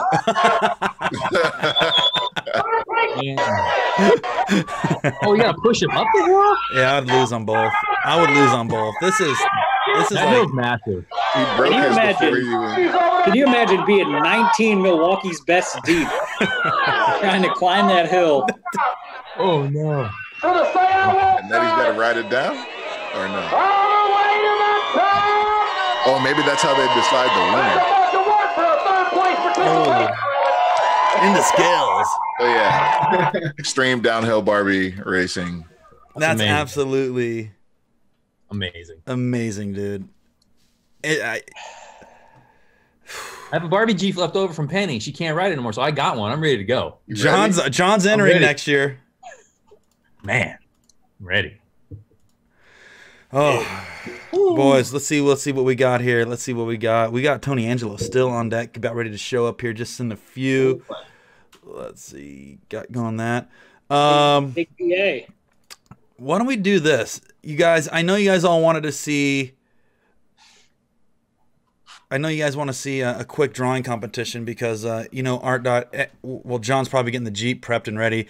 Dan, are you ready to battle with me against John? I'm down, bud. I am ready to go. All right, so before we get Tony Angelo on, before we get Scotto back on, or on for the first time today, guys, we need to have a drawing competition here because Dan and I are going to be chasing the Art Daddy because we want to claim that title. John has his sketchbook. I just have a blank piece of paper to prove that nothing is already drawn on this thing. I'm starting from scratch.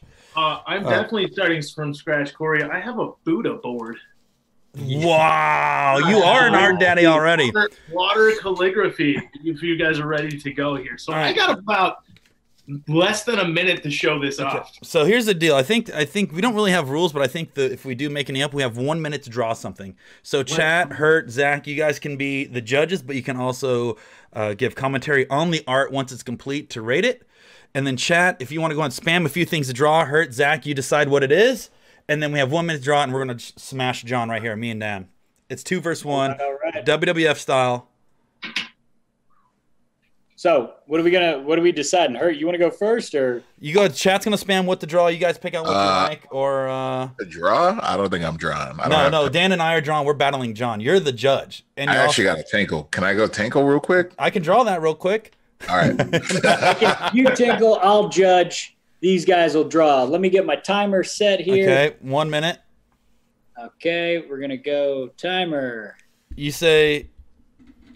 1 minuto. So you guys ready? Yeah, what are we drawing? You look at chat here. We got monster trucks. We got draw a car, a tiger, draw John Cena. Hulkamania. Let's go John Cena. Oh. We're going to draw John Cena. All right, you ready? Just a big muscular guy. Okay, 3, oh, God. 2, Wait, 1. We're drawing John Cena. John Cena's. Okay. John Cena? Go. You're wasting time, Dan. No, I'm not, bud. Oh God. Okay. So what I'm working on is leg definition right now. With John Cena, he has massive legs. So I'm drawing massive legs here. Now make sure you get good definition in between the vastus lateralis and medialis. Okay, there we go. My legs are done, and they're looking really good. John Cena here. He's a pretty ripped dude, so I'm drawing that. There's a little 30 seconds, please. Oh God. Okay, I'm gonna have to really speed this up. So fast. It's all right. It's all right. It's all right. We're pros at this, Dan. We shouldn't be worrying about it. I'm not worried. I'm just. Oh, it's so bad. Oh, dude, I can't. This is so bad. This is so bad. 15 seconds. 10. Oh, dude. See.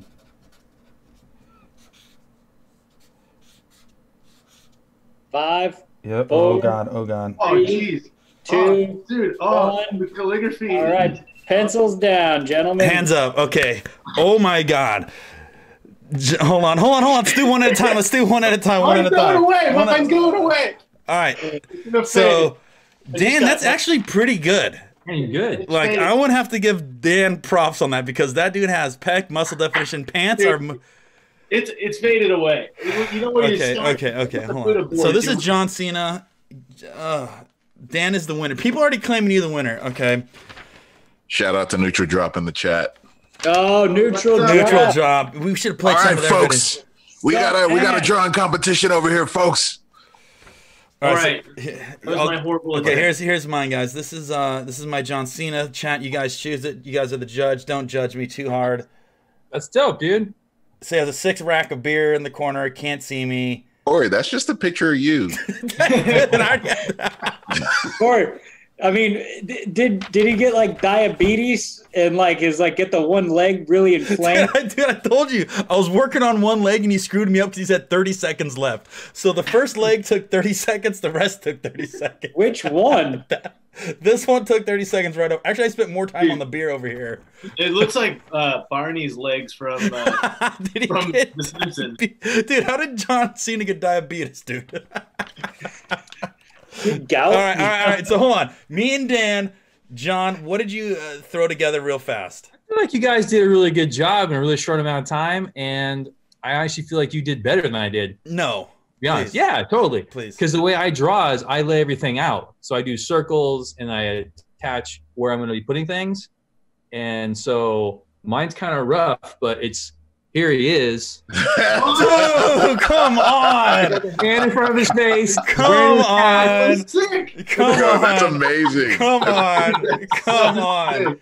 Dude. That's amazing. Nice. All right. I actually got an emergency entry. I drew one too. Oh, you did? No. Yes. You ready for this? Let's see it. Yeah. All right. Oh, so good. Oh, wait. So good. It's John Cena. Can't see me. Can't see him. Ah. It's real good. It's real All right, good. Chad, who decided who took that one? Dan, myself, or John? Once again, I'll show mine one more time. Dan is gone. This is my John Cena hold drinking on. a 6-pack. Yeah, mine's gone. I got maybe a couple abs left. Oh, we got Hurt wins. John won. Dan second. Hurt wins overall. Hurt won. Hurt. Well, we John got Chase. Jay in the chat. What the hell are you guys doing? Are you doing one of those things you do in like a psychology class where you like smudge ink and then Okay, do you know what, Vin? decipher what it is? We're gonna do one more, Vin. You're gonna be a part of this because you got to be a judge too. Because you're very. I'm not prepared to. No, do you're anything. judging. You're judging because you're a very critical judge.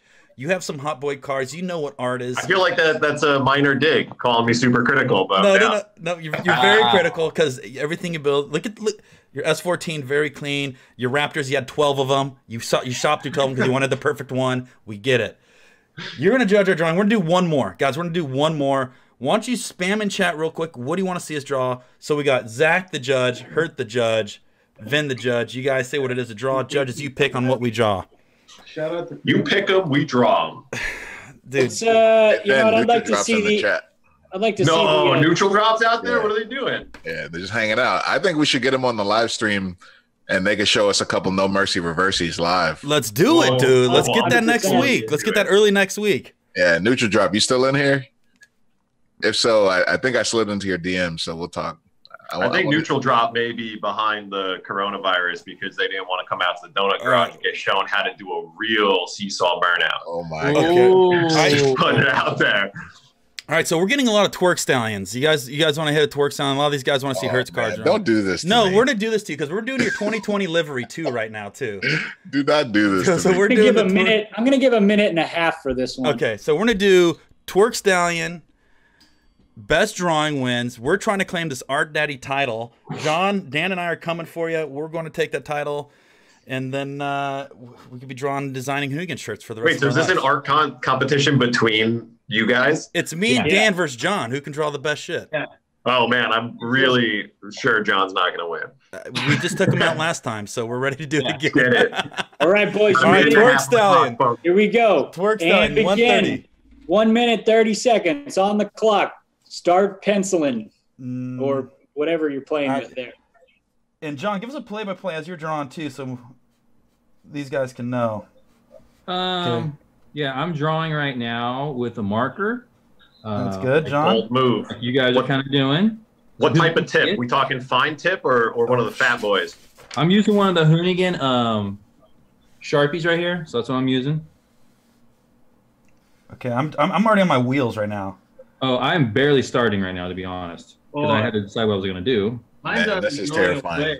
Hey man, twerk stallion. Twerks. This is one of the best looking twerk stallions I've ever drawn in my life, dude. Okay, there's that. I'm on my windshield. I got my door handle.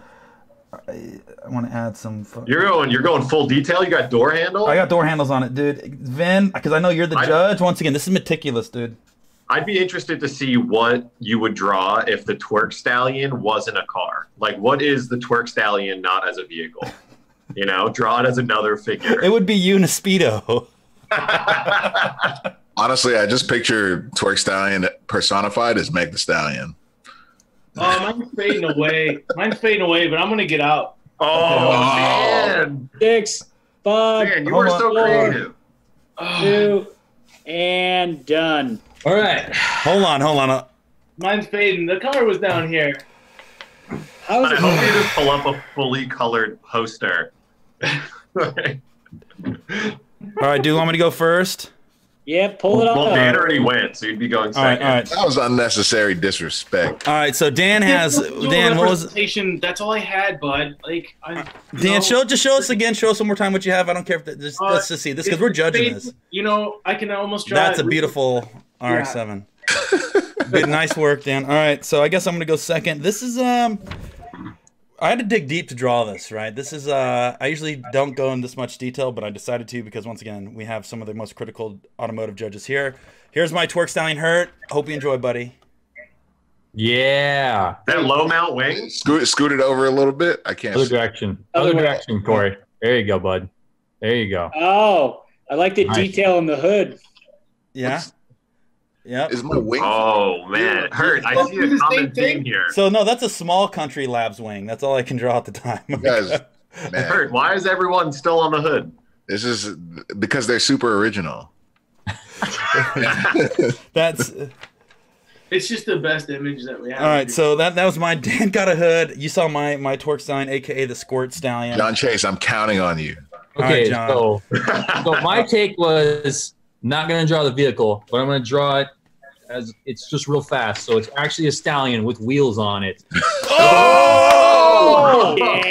Oh! No! John took it right out of my mouth, man. Put this away. No! No, Can I you like this idea. Hold on, I like hold that up again. Hold that up again. I kind of want to develop this more and actually make it into a design. You guys may have just saw John, a shirt design what is live. this? You guys may have saw a shirt design.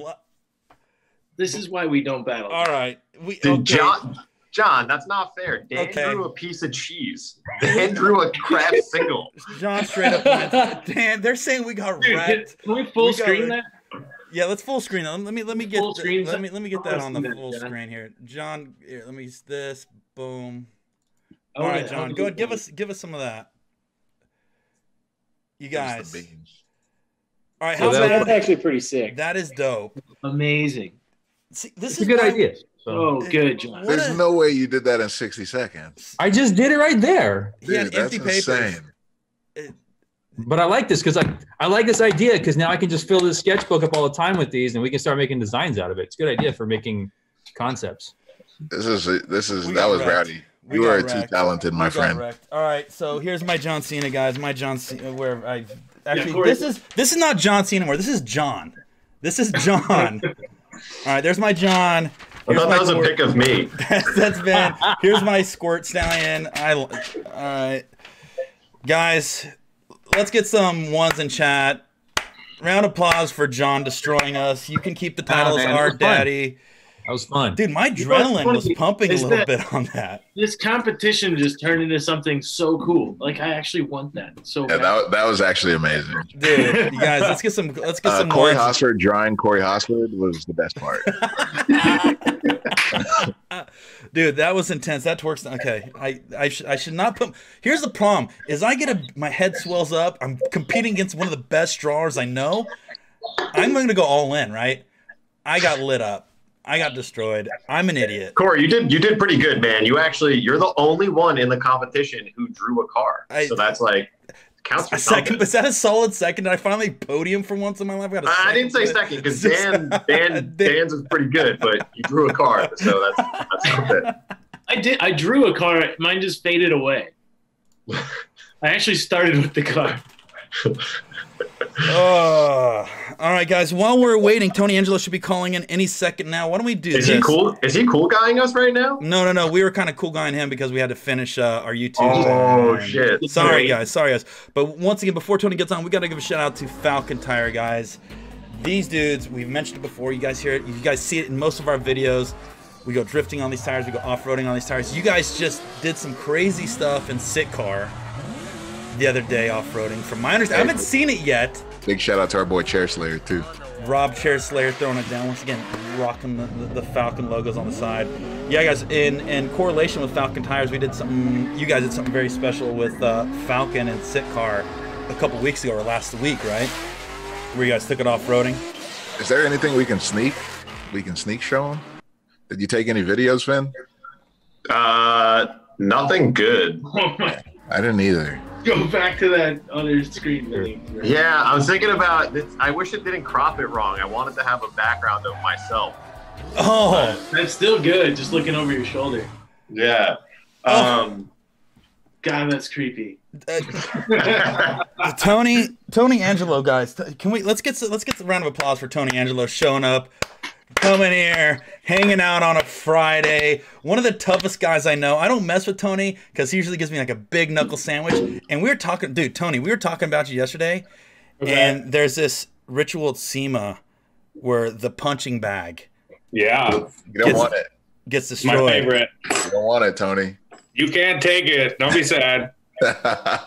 So what is the competition between you two? You two have basically it's a punching bag you hit who get the highest score. I think we're usually on top. It's usually me or Tony. Yeah, and it's usually me. I don't know about that. We're both really good. We go back and forth. It's like a fun punching game. By the way, I don't know if you're a Mike Tyson fan, which I am. Absolutely. He has one at his ranch now that he makes everybody punch when they come to do his podcast. So, Mike, if you're listening, I will come and ring that bell if you need me to. If you're also listening, I'll come and knock him off. Yeah, let's do it. But yeah, it's just a fun. It's like what's better than having a bunch of drinks with your bros and then seeing who can punch the hardest. Yo, I tried to convince Scotto to buy one for Hoonigan because I've been telling Penny to buy one for Club Loose. Yeah, I've been trying to get Scotto to get one of these for years. I throw my. How is he not on board? He bought that Fast and Furious game that looked like it was found in the bottom of a dumpster. Like it doesn't even have like a TV or like the game. I guess we gotta. I bet you if I send him a link to a broken one, he'll buy it. Oh, that's the move. Yeah. But make it worse, like an easy fix where you just have to plug something in. Be like, dude, this thing's destroyed. Low ball. Take it back, fix it, and then we have a punch off. But what's the scores? Because it's like what 1 to 1,000. Is that like how? Yeah, it's 999. I did 998 last time. No, I'm pretty sure I rung it out, buddy. I don't think so. I'm pretty sure I rung it You out. did 996. I'm pretty sure I rung it I out. have the text. But yeah, we get pretty good. We're pretty good at it. Yo, the reason I think they put those in bars is like scoring up for a bar fight. You get a couple whacks at those and you know who not to mess with. Honestly, they probably stop fights. Oh, Yeah, 100%. 100%. You got to release. You take everything. And then, you know, the funny part about it too is the bouncers. Remember the bouncer when he hit it? Yeah. That lets you know, okay, I got to stay calm because Yeah, I think it kind of revs everybody up and then like calms them all the bouncer down. cracked that thing one time, man. It was like, okay, we're not messing around in this part. Yeah. But everybody in chat, welcome the one, the only Tony Angelo to the live stream, Quarantine stream team. We out here. He is the Drift Alliance legend. He's been in the game for a long time, and now he's a star for building cool hot rods and crazy 4-wheel drive Impalas and all kinds of stuff. What's going on, Tony? I'm good. You know, just hanging out, just trying to weather this storm at home. I'm back in PA. You know, I'm a PA guy, so I was already kind of off on hiatus and have my little shop here, and I've just been messing around here and there. Just smashing on cars. Yeah, I bought a 911 for no reason. It's not like a really cheap. I mean, if it was a good deal, that was your reason. Yeah, it was it. It was like fell in my lap. I was in Brooklyn with some of our buddies out there, and this like convertible 996 was sitting there with an inch of dust on it, and I was like, "What's going on with that thing?" And they were like, "I don't know. This dude's it's a friend of a friend. He's trying to unload it." So I bought it, and in the last 3 weeks, I put a transmission in it, like ignition switch, headlight switch, like a newer transmission. I did a voltage regulator and a starter and some other stuff, and now it's dope. What do you pay for it? $5,000. Not bad. No. Damn. How do you like working on those? They're awesome. It's not as bad as everyone thinks, right? No, it's great. Dude. Yeah, it's great. And I put some cool wheels on it, and it What's the rules. going price for one of those? Maybe 15. Dang, okay, so a nice clean come up. Put Yeah. a little money into it and hold on to it for a bit, enjoy it, and flip that bad boy. Pretty much. Dude, it was like totally, I was like, oh, I'm going to buy this thing and I'll fix it and flip it. And I drove it like twice. And I was like, I'm going to keep this for a long time. Because it's just, they're so good. Dude, yeah, the 996 is definitely the least cared about generation of 911, but they're actually pretty fun to drive. It's a very fun car. Good And bargain. I haven't had like a good handling car in a while, and I was like, this is dope. What do you mean? The Impala that you put 2 turbo LSs in doesn't handle well? No, it does. I mean, it goes straight good. It handles that. It handles the drag strip good. That's about it. I'm going to say this, Tony. You've been coming across some very solid finds, and I'm very jealous of one, by the way, and it's the Grand National. Yeah. Ooh. Dude. And not only is it one of the best cars that I personally feel you've purchased, and I've seen you own a couple cool cars. And my other favorite that you had before, which was the Scion TC drift car, which was one of my favorite liveries of all time, by the way. I'm going to throw that out there. Okay. The Grand National you picked up for Smoke and Deal. What was the condition? What'd you pay for it? And where's it at now? All right, so I don't own that car. I bought it. The show bought it, but I found it. I was just trying to find. We don't spend a ton of money on Hot Rod Garage cars. We just, we're not overhauling over here. We're like underhauling. So we have like a certain amount of money we can spend, and I wanted to get a Grand National because I love the turbo Buicks and they're so tough. And they were like, "We'll find a cheap one." So I started digging around, and the best car I could find is an '84, which is non-intercooled, T-type black. For about $3,800, but it's kind of it was a mess. T-type car with T-tops that had rusted, and it was like a PA car. Right. A bunch of shoddy repairs were done, but we fixed it all up. They make a ton of metal for that car. You can buy patch panels, so we did that, and we spent. We always theorize like on these episodes, like, oh, we'll get this done. I write it up. I'm like, we'll probably get this done, and we were like. Here's, 2 days in, we're like, all we're going to get done is fixing the rust and, like, making it a car again, which is fine. And how long ago was it that you picked that up? 3 months, 4 months. And what's its current state right now? It's in LA, and it runs and drives, and it has, like, all new metal. And, we fixed all the T-top rust with we replaced a bunch of panels, like, the whole header above the windshield and stuff we changed, and I did some floor pan stuff like that. What's your plans for it? Make it fast, make it cool. It's never going to be super nice. It's just we don't have, I don't want to restore a 80s Jeep. No, yeah. Are you leaving the 6-cylinder in it, or are you going to swap it? Oh yeah, we'll leave a 6-cylinder in it. But Nice. I'll probably get that motor started knocking, and the transmission only has 1 gear now after like 2 minutes of the drag strip. So I think I want to get a later drivetrain, like really work it up, do like super modified, like modern turbo tech, which is what we did with our Thunderbird, which is, we'll put like a ball bearing turbo on it and like proper, put on like, proper EFI and all that, and see like what it would really do with like tubular manifolds and all that sort of stuff. But Oh, keep yeah. a 6-cylinder in it. Nice. Yo, Yeah, those can 6-cylinders make some power, man. Did anybody bring up a video of the? Are there any videos that we can actually like pull up of the Twin Impala that's not behind like a paywall or anything? I'm sure there's stuff on you could find for sure. I want to see that thing run. So I went ahead and just did a random YouTube search. I just typed in Tony Angelo, see what comes up. It's just. So here's the first thing that came up. Tony, you want to tell us about this? Because I've never seen this. Oh yeah. This is not my best day. Tony! Tony! Yes. Tony! So I was racing in Malaysia, and they were like, we're going to hook you up with this dope car. And I don't know if you guys have ever tried to, like, leave the country to compete and stuff. It's Not that cool. important that, like, you bring your own car, Yep. or the car is going to be good. And they were like, we're going to build you this sick 240. It's going to be dope. And when I got there, it was clear that car was like nowhere near ready to be driven. So they were like, well, we'll just pick up some junk laying around. And what's laying around in Malaysia at the time that you can rent or buy or whatever was this like S14 where they had taken the rear brake lines and cut them off and like welded them shut. So I don't know if you know how a master cylinder works, it's like dual port on a stock guy. So the rear port was full of fluid and like the pedal wouldn't do anything. So I was like going at that wall and I'm like split brake and then nothing happened. And I try to get it again and like get the car sideways so I can get around the turn. And instead I flipped it on its roof. So is that like solid? I was gonna say, is that a strategy when you go out of the country and you have to drive a turd drift car? You just pile it into the wall and you're like, all right, I can get to go home tomorrow. Yeah. Yeah, it's an easy ticket back home real fast. I was like, so what do you guys want to do now after that? Ooh, last minute flag, guys. I got a bell. Just yard sold it. Yeah, no, then I got into a Corolla, and I was the highest qualifying Corolla after that. So you handled business. You Yeah, paid it was cool. So another clip I found. So we used to do this thing. So if you follow Hoonigan, you know Burnout Kings.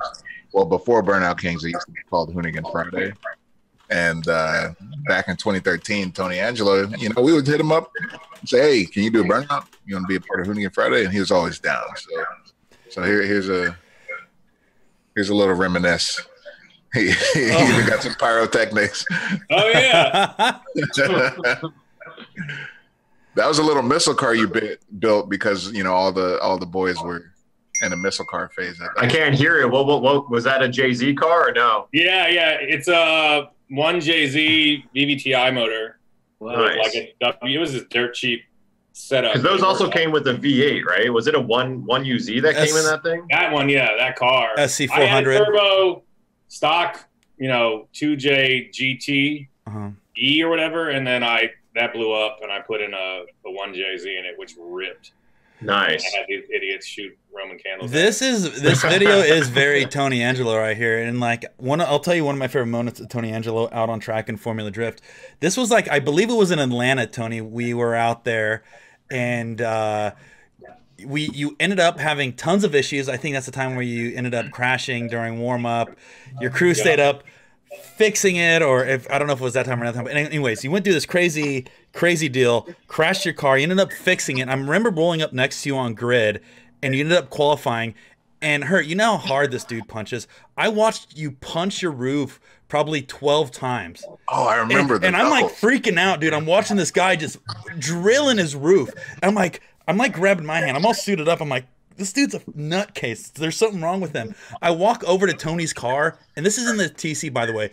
His roof had knuckle prints all the way across the top from him just sucker punching it with being so pumped up, dude, destroying his own car after qualifying. That's when I was like, yo, I'm not getting a bar fight with Tony unless he's on my team, because that was the nuttiest thing I've seen anybody ever do. Yeah. It's my FRS. I can show you those. I'll show you those knuckle prints in a minute. Do you have them? Yeah, I have it. It's here. True story. Oh yeah, we had the steering rack came apart or something when we were super late and I had got no practice. And I took it out and went fourth gear and threw it sideways, and it went right into the wall, not even on the track at Atlanta. Not one of my best moments. Yeah, it was in the back course, right? Yeah, the tie rod had come apart or something stupid as soon as I turned the wheel. We were playing with a bunch of different steering setups, and it didn't work. But yeah, we scrambled to get it back together and made it through either 32 or 16 or whatever. Yep. Qualified, and I was very excited. Dude, I've never been so excited that I wanted to destroy things, but now I'm going to try to funnel my inner Tony Angelo every time I get excited and do a human tornado and punch things. And whenever we fixed that car, when it got dinged up, I would always leave. I left those dents in the roof. I'm so proud of you, dude. I'm so glad you did. One of my favorite moments ever. Yeah, that car, you still have it or no? I have it. It's right here. Yeah, I think, was it in Saudi or was that a replica? No, that was it. It went to Saudi and it came back. So yeah, you guys, I don't know. Yeah, I saw it there. Everyone knows what the deal with that Saudi gig. But they brought over 250 cars, a bunch of different American, iconic, whatever, mostly hot rods. And I got tapped, and they were like, hey, we're out of hot rods. You got any import stuff? I have my pro gift card. So we sent them, and they gave us, a couple bucks to send them out. I used that money to refresh that thing because it's been sitting, and then basically it came back. It didn't sell. Apparently, nothing sold. I think only 3 cars sold. You're 3 out of whatever 250 or 300 cars. Did it come back with any damage, or was it pretty safe?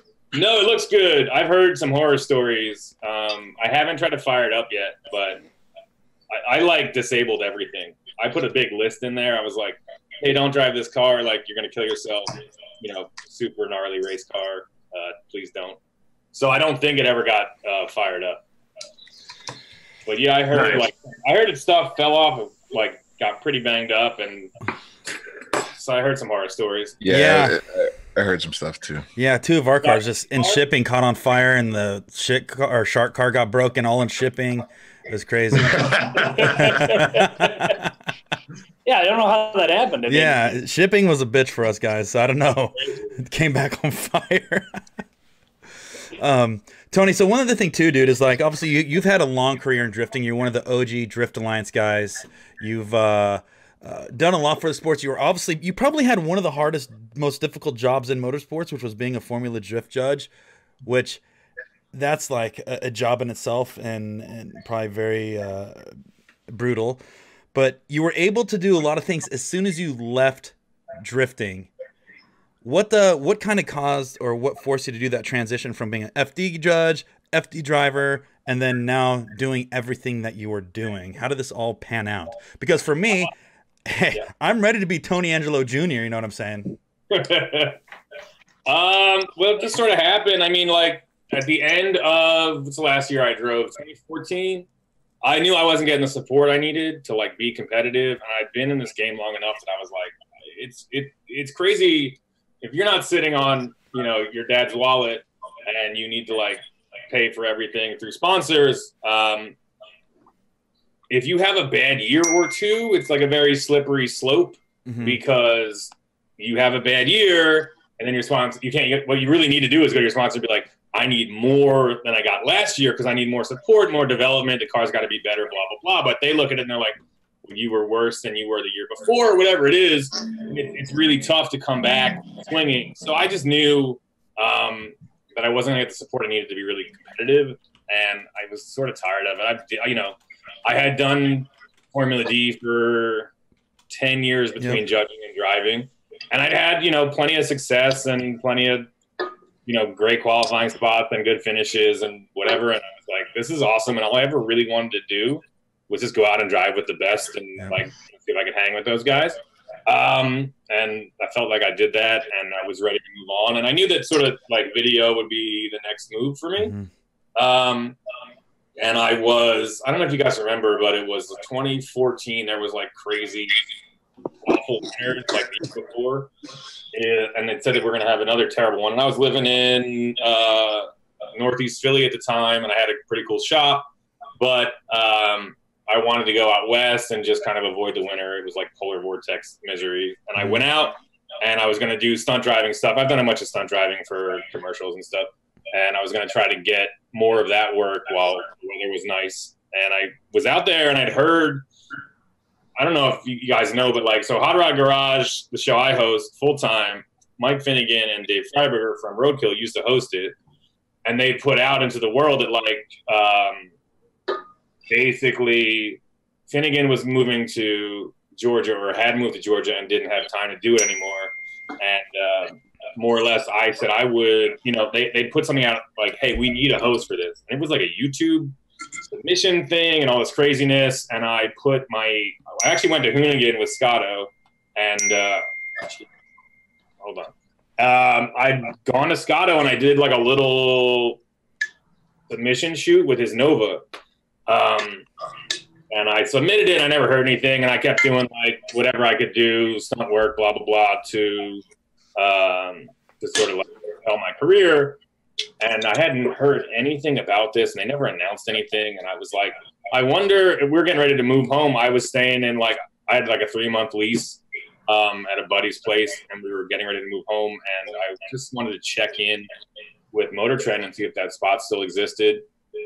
And I was like, who do I know that can like directly tap in over there? So like Scotto put a word in for me, and Nads did too, actually, because he used to be Super Street, big gun over there. And I finally got connected to the right person, and they said like, hey, why don't you come in? We actually are still trying to fill this position. And I went in at the right time. They had found a kid, never put him out on the show, didn't really think he was a great fit. He got booted, and they said, look, our biggest problem with the kid we hired was he didn't really know hot rod stuff. And you're an import guy and a drift racer, and like we don't really know if you're worth a damn. So can you do like a verbal hot rod knowledge test with David Freiberg? Wow. No way. I was like, all right, I guess I could do that. And I met David, and we talked for a minute, and he was like, could you take the suspension apart on a Camaro or whatever if I left? And I was like, yes, I can do it. But then also, people don't know, but like I grew up reading every word that dude wrote. I was like 13 when he started writing, or a little bit younger when he started writing. But like I was 13, 14, 15. I was like a hot rod maniac. And in high school, or junior high, even, like I'd be reading Hot Rod and not paying attention. So I can tell you the difference between like 67, 68, 69 Camaro, or every year of every American muscle, all that sort of stuff. So it was a good fit. It just took a while to get everything dialed in, but I luckily had this woman, Julia, who thought it was, thought I'd be right for it and gave me a shot. And it was one of the best things that ever happened to me, for sure. And 5 years later, it's been awesome, but it took a little while to get going. 5 years already? Yeah. That's crazy. This year. Well, I think it kind of paved the way for a lot of people, because at that point, once again, you've had Tanner, who was a drifter, came out, start getting into film. Matt Powers, another big drifter, getting out, looking more in the video on the film side. You had yourself, and it's like that's a typical flow, or it's now becoming more of a flow since you guys have done, since you're kind of the OGs of like, okay, I'm cool, I'm done with drifting, I'm going to continue my passion in automotive world, but doing it on a much different level, which has seemed to be a little bit more successful, not necessarily, but there's more growth, more potential, and obviously now you're building some of the cool stuff on the internet. And now you have some cool project cars too. People in chat right now are bringing up your CUDA, and they brought up the Grand National, and they brought up the Porsche that you just mentioned. So it's like now you're kind of doing a little bit more things, but it also seems like you really enjoy it. Yeah, man, I can't complain. I have a dream job. I got a cool little shop. I got a cool spot out here in PA. I fly back and forth to shoot. I really don't have I can't complain about anything, seriously. So it's been awesome, and I didn't really know what would happen after drifting. I mean, you come up with these ideas and think you'd be good at this, but getting that traction, getting that opportunity, and then making the best of it. We had like our first season is basically unwatchable. It was like going to be me and David, and then like David didn't really come anymore, and it was just me for a while, and it's not good. It's like 11 minutes long. You don't have to watch. If you want to watch Hot Rod Garage, start at season 2 is what you want to do, and then go from there. Nice. Do you think that doing Hot Rod Garage made you a better builder? Because you pretty much got like the craziest seat time with building cars now that were like probably a bit beyond what you would have done just like tinkering in the garage back in the day, right? Sort of. I mean, my drift team was so small that we were doing so much stuff. That's why I learned, like, I gave myself a pretty good education in suspension design and stuff like that. But like, pro drifters don't have any money, so like you learn to do everything. That's what gave me the education. It was like, oh, I'll be the lead fabricator. Well, I had Colin, but like mostly that's how I learned how to weld, and I learned how to like design suspension stuff, and I learned about geometry and some tuning and blah blah blah. But yeah, I mean, if you're a drift racer and you're not one of like 4 dudes who's on a big like you wind up learning how to do everything. So that really set me up to do more stuff. And I look at it like that, and I'm like, there's a bunch of dudes in drifting that could kill it with video or with whatever, you know what I mean? Like if you're smart and you want to do something, hire a drift racer. They've done it all, and they're all maniacs behind the wheel. You heard it here. Go for it, Hurt. I was just saying, you heard it here first, folks. Yeah. What was the most challenging build that you've done to date, whether it be on Hot Rod Garage or just in general?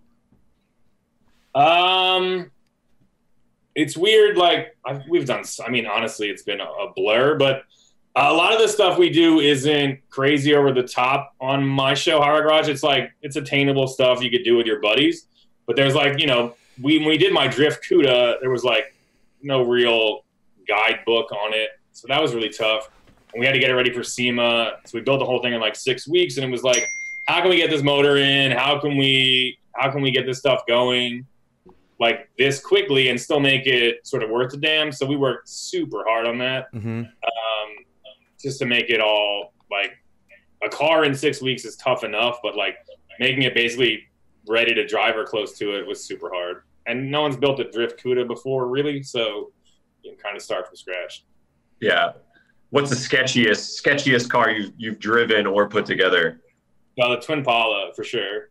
It's better now. The first time so we'll be like, oh, you know, I'll write this thing up and I'll be like, we can build this car in a week and then drive it. But tons of stuff goes by the wayside, like alignment or making sure the brakes work. So the first time we build the car, minor things. Minor stuff, yeah. So the first time we drive the car, like, you know, it's a whole rear subframe with a different engine in it. It was probably cocked 4 degrees to the left. And then we couldn't get the brakes to bleed. And Lucky's favorite thing will be like, yeah, it's good. You're good. And then I'm like, oh, cool. I'm sure it's good now. And we're like, I wonder how fast it'll be. So I get out, and it ran 139 in the quarter. And dang, driving like the whole time, it's like doing this down the strip. And then I hit the brakes, and only the back is really doing anything. And it was like locking the backs up at like 125 miles an hour. And I was like, I don't like this car. And then finally we got it figured out and more dialed. But that thing trapped 140? Yeah, it does 140. Fast. What was the 60-foot?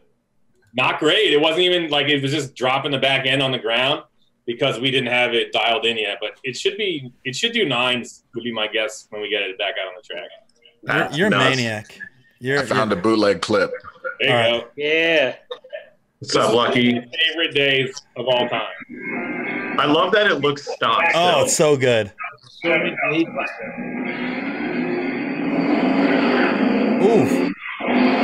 Yo, that thing hits off the line. Look at this squirreling. It's like hunting around the track. That was a 1050.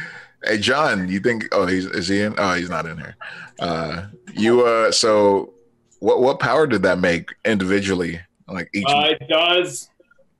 It did 9, about 500 to the tire on each motor. Wow.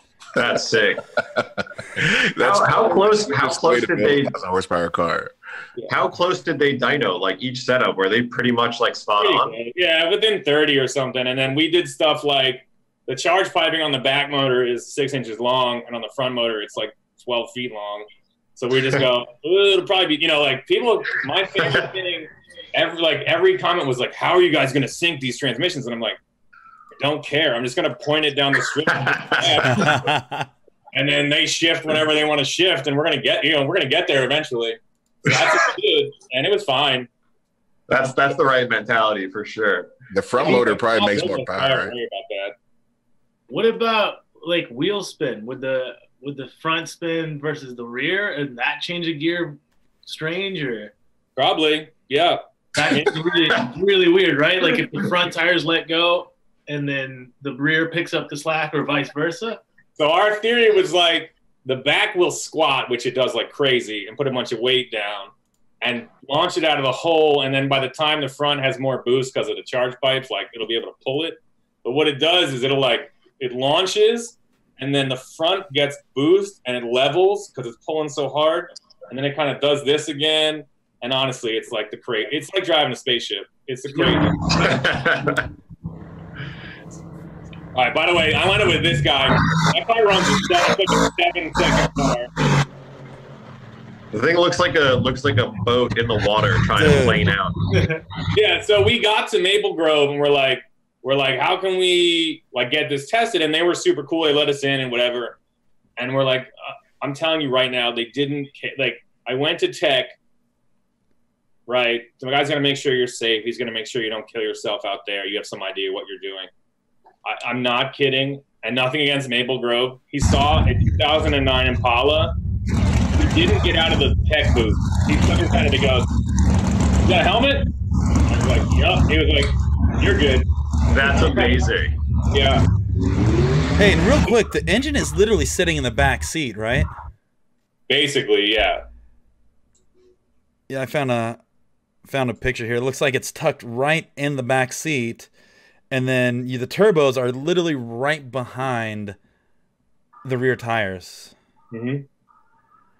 That's insane. I kind of want to hear what this thing would sound like if you tied all the exhausts together. You gotta tell us what's going on in this one. This one didn't go great. So I had lowered all the air pressure way down. And it just didn't. I put the back in reverse and the front in drive. What it could do. that it had too much grip. The fucking tires were all piled up. Just wouldn't do it. And look, everybody on the crowd's on their feet right now for Tony Angelo. They're losing their mind. They're losing it. Not my best work. That was sick. I've done That it was when it had no super sick. turbos and it worked sick, but it was on like stock tires. Hey man, I respect you for staying in it because you know you could have shut down and been like, oh man, it messed up, but you're like, nah, let's go, baby. Oh, there it goes. Now we're getting some real speed. yeah. Did it blow up? Did it blow Well, up? it's cool because I can drive it away on the back motor. The front motor blew up. Yeah, I like cracked one of the cylinder heads. Something about overheating. But you literally got a backup motor, so you're good. Yeah. It looked like you tried to do another burnout right there. Then. Probably. Dude, when that thing didn't start to burn out, I can imagine Tony trying to rip the steering wheel out of the car or destroying whatever's within hand's reach. Just bending the roll cage. Just grabbing. A lot of emotion, man. You gotta let your feelings out. Oh, dude. So to engage each transmission, do you have like 2 different sticks for them, or? Yeah, it's just we put the second one behind it, and then put like a rod that has like a Heim joint on each end, and you can like shift one, or you can pull. If you want to put one in reverse and one in forward, you can pull it off and do that. Oh, nice. A twin Smoky. Here, I'll show you guys what Tony was trying to do. 1 second. Let me. About to pull up Ryan. No, I think he's gonna pull up that. I forgot what car it was. It wasn't a. Was it like a Mirage or something? Oh yeah. This thing. Unreal. I was so bummed I missed this one. This car looked ridiculous. I know, it's terrifying looking. I missed it. Oh, that's not even both motors. That's one motor. Yo, so basically, you just turn off the front engine and don't start it up and just run the rear, and then this guy has 2 shifters.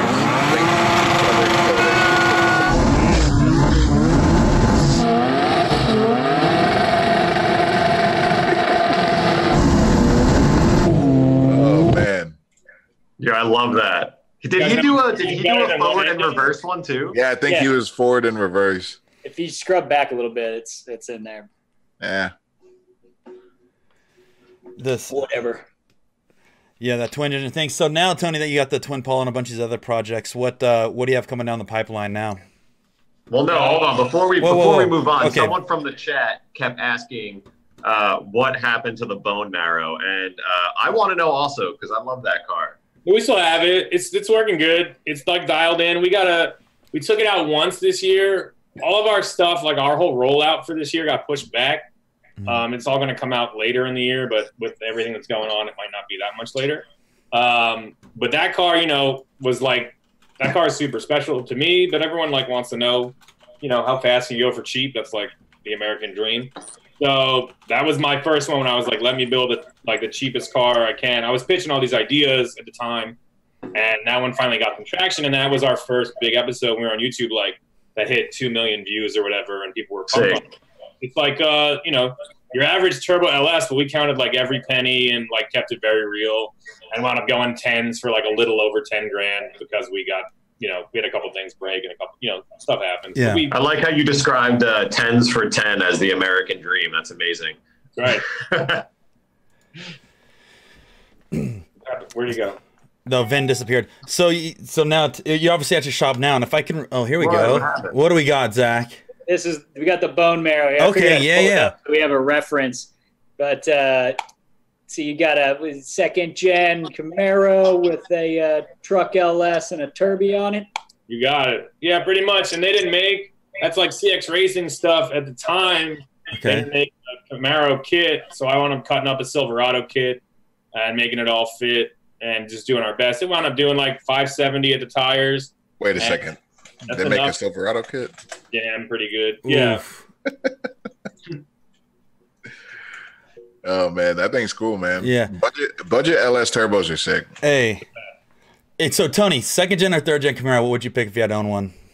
Second, for sure. For sure? Why? I mean, like, I like them all. I'm at a point now, I think everybody is, where I'm like, I like everything. Every stupid car that I made, you know, IROCs and stuff that were so uncool for so long are pretty cool again. Everything 80s, 90s is cool. I would even drive I drive a 4th gen. I don't care. But I like 2nd gens just because they're a little more stylish and they're seem like a little bit simpler and more like actual muscle cars. But I'm not mad at any Camaro really, which is crazy. Well, 5th gens I don't like, but the rest are dope. Yeah, those 2nd and 3rd gens. I was actually looking at buying a couple 3rd gens, and I found a few 2nd gens with that has a little bit bigger grill up front. I'm getting a sweet spot for those, but they're getting obviously it's almost. It's like the best sleazy cool Dude. vibe of all time. Yep, and that's exactly why I want one because I'm Tony Angelo Jr. Yeah. So right now I'm assuming you're at your shop, which by the way, you used to call your shop what, the Snake Pit? What would you? The Snake we still Pit. kind of call it that. Yeah, I think like I've had 3 shops since then, but they're all sort of the Snake Pit. See, I remember the Snake Pit. I tried coming out. That was once again a very sleazy drift shop, parts everywhere, super sick hangout spot. Obviously, you have look at this. You have an office now, like a nice office. Talk about an upgrade. Is there any way that you could walk us around your shop and show some of the sauce you have hiding back there, or what? Yeah, it's a pretty basic little place that I rent. It's super cool. It's, you know, it's really just for, like, we don't build customers' cars or anything like that. We shot my show here 3 times last year, which was super cool. And it's like my dream little hangout spot. Like, my buddies come over, we build their cars after hours. If I'm home in PA, you know, I have a bunch of kids, so I'll help with the kids during the day and then come here at night and wrench on stuff.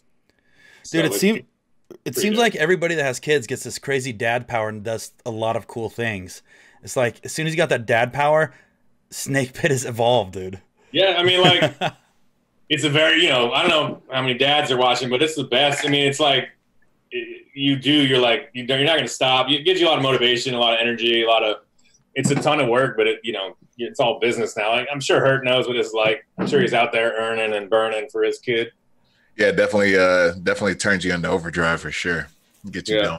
Like because people are like, "Oh, you're gonna sell stuff." I'm like, "No, I need to get more stuff. I need, you know, some hand-me-downs. Or just it's the opposite. Yeah. Yo, I'm trying to give my kid the coolest fleet. Yeah, that's cool. So yeah, if you can, Tony, show us around the Snake Pit 2.0. All right. So this is. I'll just show you. We'll talk about it. Here's my little office. I just have some fun East Coast Bash posters. This is an old Wired. That's like the first article we were ever in, Wired magazine. Some cool, you know, Club Luz runs the raddest drift events ever. Raceway Park. This is my show, Hot Rod Garage. Every day when I come in, I kiss my hand. I give one to Lucky just for good luck. I don't kid him. And yeah, so this is like a World War II machine shop. They did gun barrels for gunships here.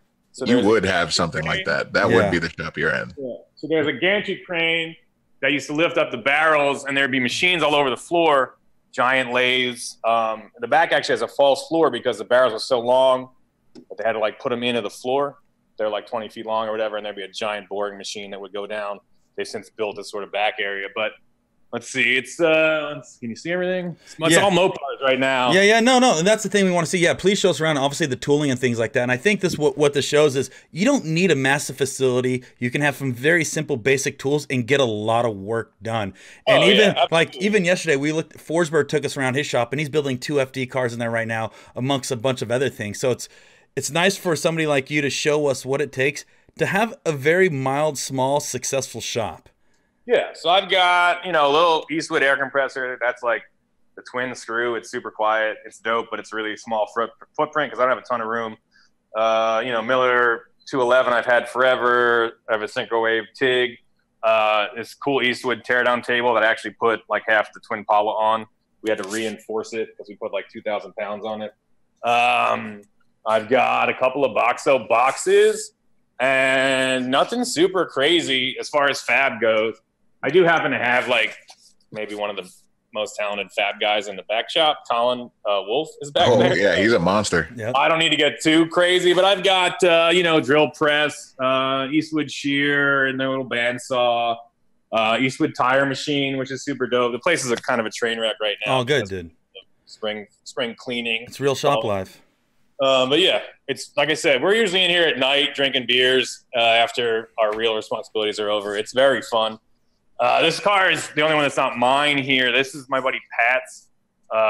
He's got a 69 Dart. It's when we met at engineering school. I went to Drexel in West Philly for engineering. So we met when we were like freshmen in college, and he'd had this like 6-cylinder super four-door, never went fast Dart. And then he got a job and he bought this thing. And we've been doing right now, 70s throwback vibe is like the whole rage. You just like pretend that it's 1977 and that's how you're living your life. And that's how the car should look with these I don't see if you can see it. Like there's flake in this thing.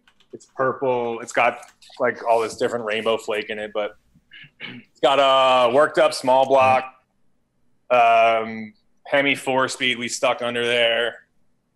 You see this stuff? Yeah. We just put a Dana 60 in it. He's got mismatched wheels, which was like 70s vibe, like super stock vibe. But it's a super cool car. My favorite thing is that this dude's been building this car for like 10 years. And when he started doing it and going super 70s, like it wasn't cool. He was like, he predated throwback cool by like 5 years.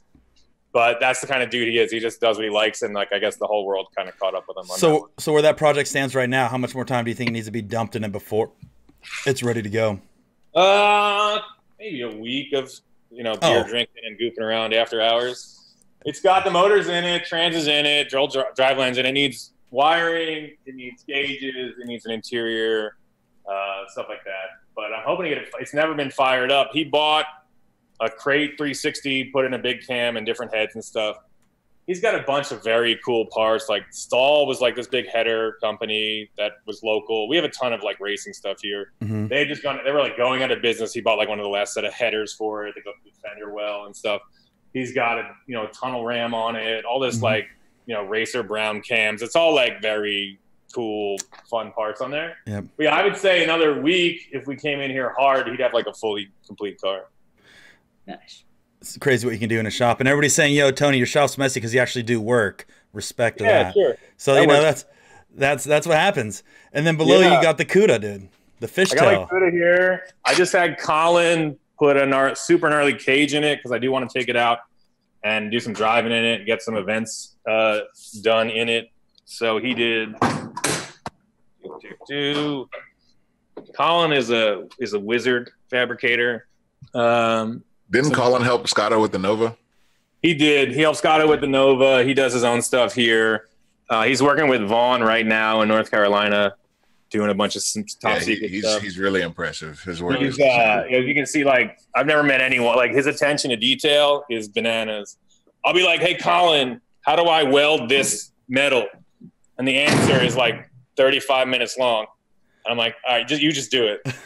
I'm like, hey man, how do you get aluminum ready to weld? And he's like, we got to get this metal and this rod and this. I'm like, okay, that's fair. Then he's like, you got to like take it.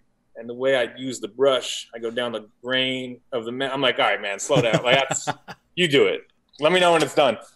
See, I learned from Tony Angelo. Yeah. Let's see. This is my first car. Still got it. It did some work at the at the donut shop a couple years ago.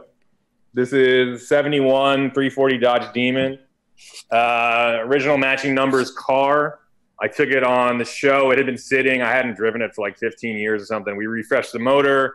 I've got a ton of QA1 suspension underneath it. It's got like a hidden 6-link coilover setup in the front. All of their suspension arms. So it's a really fun driving car. But I kept the motor pretty plain because it's, again, original-ish. And this is your first car, right? This is your first car ever owned. I bought this. I was 15. I had been working at a tire shop for like 2 summers, saving my money, and I wound up finding this. Dude was getting divorced, wanted to sell it, sold it cheap, didn't want his wife to have any part of it. So I bought it, and I had it sitting in my parents' garage. I slept in it the first night when I bought it. Nice. That's love. Yeah. Dude. I looked at so much garbage as a kid my dad would take me to look at cars. I was like, as soon as I had a couple $100 in the bag, we started looking at cars, and they got like better and better as we had a little bit more money. And by eventually I finally was like, oh, I'll wind up driving some junker, and then found this thing, and it was like, it already looked like this, you know, it was, I haven't touched the paint or anything. So I was pretty pumped on it. And then I got it home, and like I said, I slept in it at least the first night. I was just so jazzed. And that really started me being like a Mopar guy. It was sort of just happenstance. I was like, I got one. It was the coolest car I could afford. Bought it and was like, oh, Mopars are dope. They're the wackiest, funniest, wildest American car. And then kind of went from there. But it's like these cars. I mean, obviously there's the new Demon or whatever. Right. This and the Duster, all the A bodies, all the small cars are super fun because they're like a reasonable size now and they drive awesome. And yeah, but Mopars nowadays, like especially vintage Mopars, are just becoming so popular. And I heard this crazy story, and I don't even know if it's relevant or true or not, but somebody told me, I was at Bear Jackson a few years ago, and this is when like the Cudas and things like that were selling for top dollar, and once again, this is just speculation from what people were telling me. They were saying that the reason why Mopars are getting more expensive because back in the day, not everybody wanted them, and now they're becoming harder to find because they literally were going extinct at some point. And now that they're extinct, people are now wanting to buy them up because they were not wanted back in the day. Now they're a hot commodity because there's limited count now. Yeah, I mean, they definitely weren't as popular as like Mustangs or Camaros, so they're way harder to come by. You got to pay a lot more money for them. Parts cost more money. From working on like my show, if I want to go fast, I'm buying a Chevy something. But if I want to, you know, as you can tell, I own a bunch of Mopars because they're just so cool. I mean, look at that thing. It's like the cool. This is, in my opinion, it's the best. That's the best looking muscle car ever. So yeah, it's hard to beat. So if you're a dude that has $5,000 blowing away in his bank account, what would be a project car that you would start with? Are we talking Mopars or in general? In general, yeah, 5K smoking in your wallet, and you're hungry to spend it. Or if you're Vin, you can buy something and then flip it, just kind of depending on what you want to do. But what would you buy 5K project car? Do you want like a vintage car or something? You just tell me what you would buy 5K. Right now, what I'd be feeling is probably like a 4th Gen Nova. You can get those dirt cheap. They're super cool. That's like 75 to 79. And they're smaller. They're lighter. They use mostly Camaro parts, so you can get all the parts super cheap. Everyone's made $1 million of all of the aftermarket stuff you need. You can put it. They come with a V8. You can put an LS motor in them. You could probably get the car for like $2,000, and you could be running with like a 5.3 with a cam in it for $5,000. Yeah, I'm looking at them right now. They look pretty cool, actually. They're dope, and people hated on them forever because it was like muscle car was dead, and this was like nobody cared. Those are cool. Tony, what's your feeling on Fox body Mustangs? I love them. And I hate myself for loving them. Because I feel like that, I mean, at least in my day, like, if you wanted to go fast with, like, a relatively low budget, Fox body was the answer. Yeah. Well, in my town, like, nobody had a really fast one. Yeah, there's the Nova. I mean, like, that's kind of hot. Dude. Yeah. That's actually pretty hot. Yeah, it's a cool looking car. Did Al Bundy have a Nova? No, he had a Dart. Okay. He had a Dart Sport, I think, which is like my Demon, but a couple years later once they stopped caring about performance, but it's the same thing.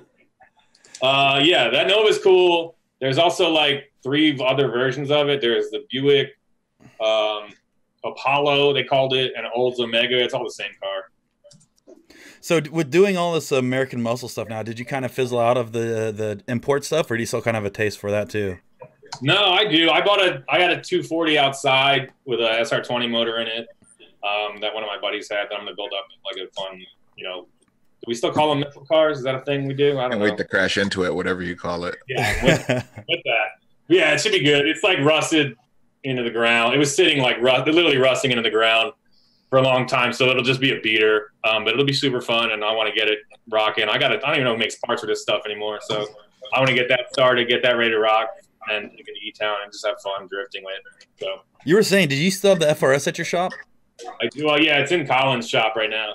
You can't go over there, or what? And you got to give me a second. I got to run out and grab the keys. All right. We'll be on standby. We'll just be talking trash when you're away. That sounds good.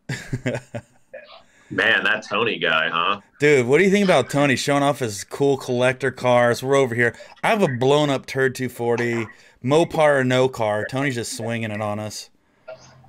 You got like 1,000 horsepower 2JZ 240. Oh, so do you. Don't be so smug.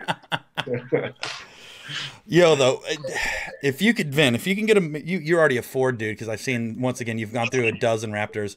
What would you get right now? 5K project car. You already have the E36. I'm not a Ford guy. Growing up, my dad was like diehard Chevy, so I was definitely a Chevy kid. But then I became an import kid. If I had $5,000 right now, what do I want to do with it? Just like an all-around fun car? Whatever you want. Whatever. You already have one of everything, but this is just a project fun, daily, off, whatever. All spectrums. Project fun, daily, I'd probably find the cheapest E36 M3 for 5K. Diehard BMW. Dude, you've been like on a BMW. You're actually selling the other BMW. It's a good car for $5,000. Yeah. Dan, what is a BMW E36. Yeah. Dan, what would you get for 5K? 5K? Yep. Probably a 1992 Geo Metro with flames on it. Three of them? With a massive passenger and the shotgun. Yeah, and if it comes with the passenger, that of course that's what I'm going to get. So, Hurt, what you add into your collection?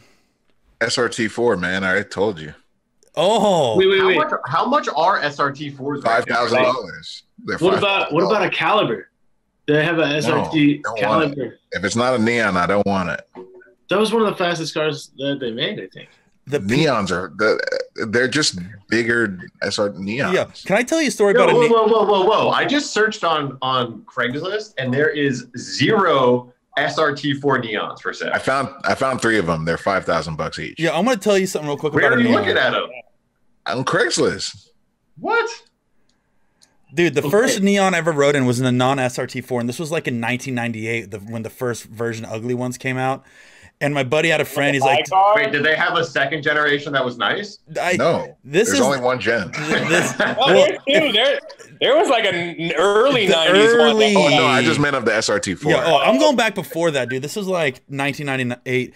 One of my buddies was like, yo, my friend has one of the fastest cars. You got to ride in it. And I'm like probably 14 or 15 years old. I'm like, all right, bring him over. And I remember riding backseat in the Neon, which is probably the size of like, probably smaller than Dan's Metro he's about ready to buy. And I remember this dude leaving a light, like rowing through the gears in first gear, and he banked second gear and got a little wheel spin. And I remember sitting there like, oh, freaking out over a second gear chirp in a Neon. So there was a point in my life where I wanted literally a 1998 Dodge Neon. But ever since then, I've kind of phased out, and now we're in the SRT phase. But yeah, I fully stroked out in my first ride along in a Neon. Can we talk about how every car that was $2,000 like 2 years ago is now $5,000? Every car I wanted, like Corrados and even like 300ZXs. I blame Radwood. What happened, dude? I blame Radwood because now like 90s is cool. So like all the hipster kids are buying all the dipshit cars that suck. You can still buy it. You can still get a 4th gen Camaro for almost nothing now. I'm pretty sure. That's true. I'm pretty sure we bought the Knucklebusters Season 1 Camaro for $2,500, and it had a running and driving 6-speed LS1. Yo, there's a thing that happens that if you buy a Camaro and pull the motor and trans out, it's worth more than the Camaro was worth with the motor and trans in it. Yeah. You know what you could buy for $5K? I'm telling you, if you didn't mind looking like a complete D-bag, buy a C5 Corvette. I guarantee you get a C5 Corvette. Oh, I already bought one. I bought one for the show already this year. Yeah? What'd you buy? What'd you pay for it? $7,000. Close enough to 5. Yeah, I bought a little more hassle and you could have got them to 5. Mile, 6-speed C5. I think it's an 00 or a 99 for $7,000 in California, and it's dope. So $7,000 in California is $5,000 anywhere else. Yeah, pretty much. Yeah. Cars in California are easily 20% more expensive. I just stumbled across something, and kind of fill me in if you guys have ever heard of this, but I'll share this screen. So what is it? ACS McLaren 5-liter Mustang? Yeah. Ooh. Yeah. So they did like a special version. Dude. I don't know if you guys know this. The last Grand Nationals were the GNX cars. They're like, they have fender flares and a bigger turbo and stuff. Yeah. They were actually built by, they were taken over to McLaren in Detroit. They had a shop and turned over there into GNXs. It's the same with those. There's like a special crazy edition. I think they did like better handling and blah, blah, blah for the Mustang. But That doesn't look like it has better anything. That soft top looked like Dookie. It basically looked like definitely doesn't have anything good. I think there's a wide body one that looks super cool, but is like an extra, it has like 4 inches of wheel gap all around. Oh, Classic 90s look. It looks like they just took and tried to merge it with a Chrysler LeBaron. Ooh. Which, did anyone ever see the Chrysler LeBaron by Maserati? Like, who? Oh yeah, I was actually just about to pull that up. Please. Why would anyone ever want that? Guys, I borrowed one of those once and it set on fire. I was like 18 and I had a bunch of Volkswagens at the time. I'd had my Demon, but it was parked, and I got like a couple of water-cooled GTIs to drive to college and stuff. And I was like loving life, and I found this little Porsche shop by me. It was like mostly 944 turbos, and I really wanted to go to like Warped Tour or something. And of course my car didn't work, and I've been working my ass off all summer. And then they were like, take the Maserati. And I was like, the what? And they're like, this. Okay. I had like no days off all year long. And so I hopped in that thing, top down, ripping. You know, I was probably 17 or something, or no, college, 18. And it set on fire. And I was like, we started smelling all this stuff. I'm like, wow, I can really... In a convertible, you can really smell the exhaust. Can you imagine being Maserati and trolling Chrysler with that? Yeah, Because you know it's a troll. But now somehow that car is probably worth more than a 2017 Maserati. Yeah. Zach, go ahead and buy one of those for my collection. I'll pay you back. So just click on the dude.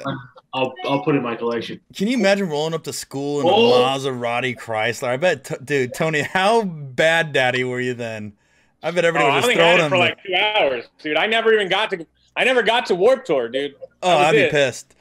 Yeah, I'd be pissed, dude. Missed Warped Tour because your Mozzie caught on fire. What do you think the key is? Is the key, Tony, is the key Chrysler or Maserati? Because can you put a Maserati key on your table, like when you're hanging out, or is it a Chrysler key? You should.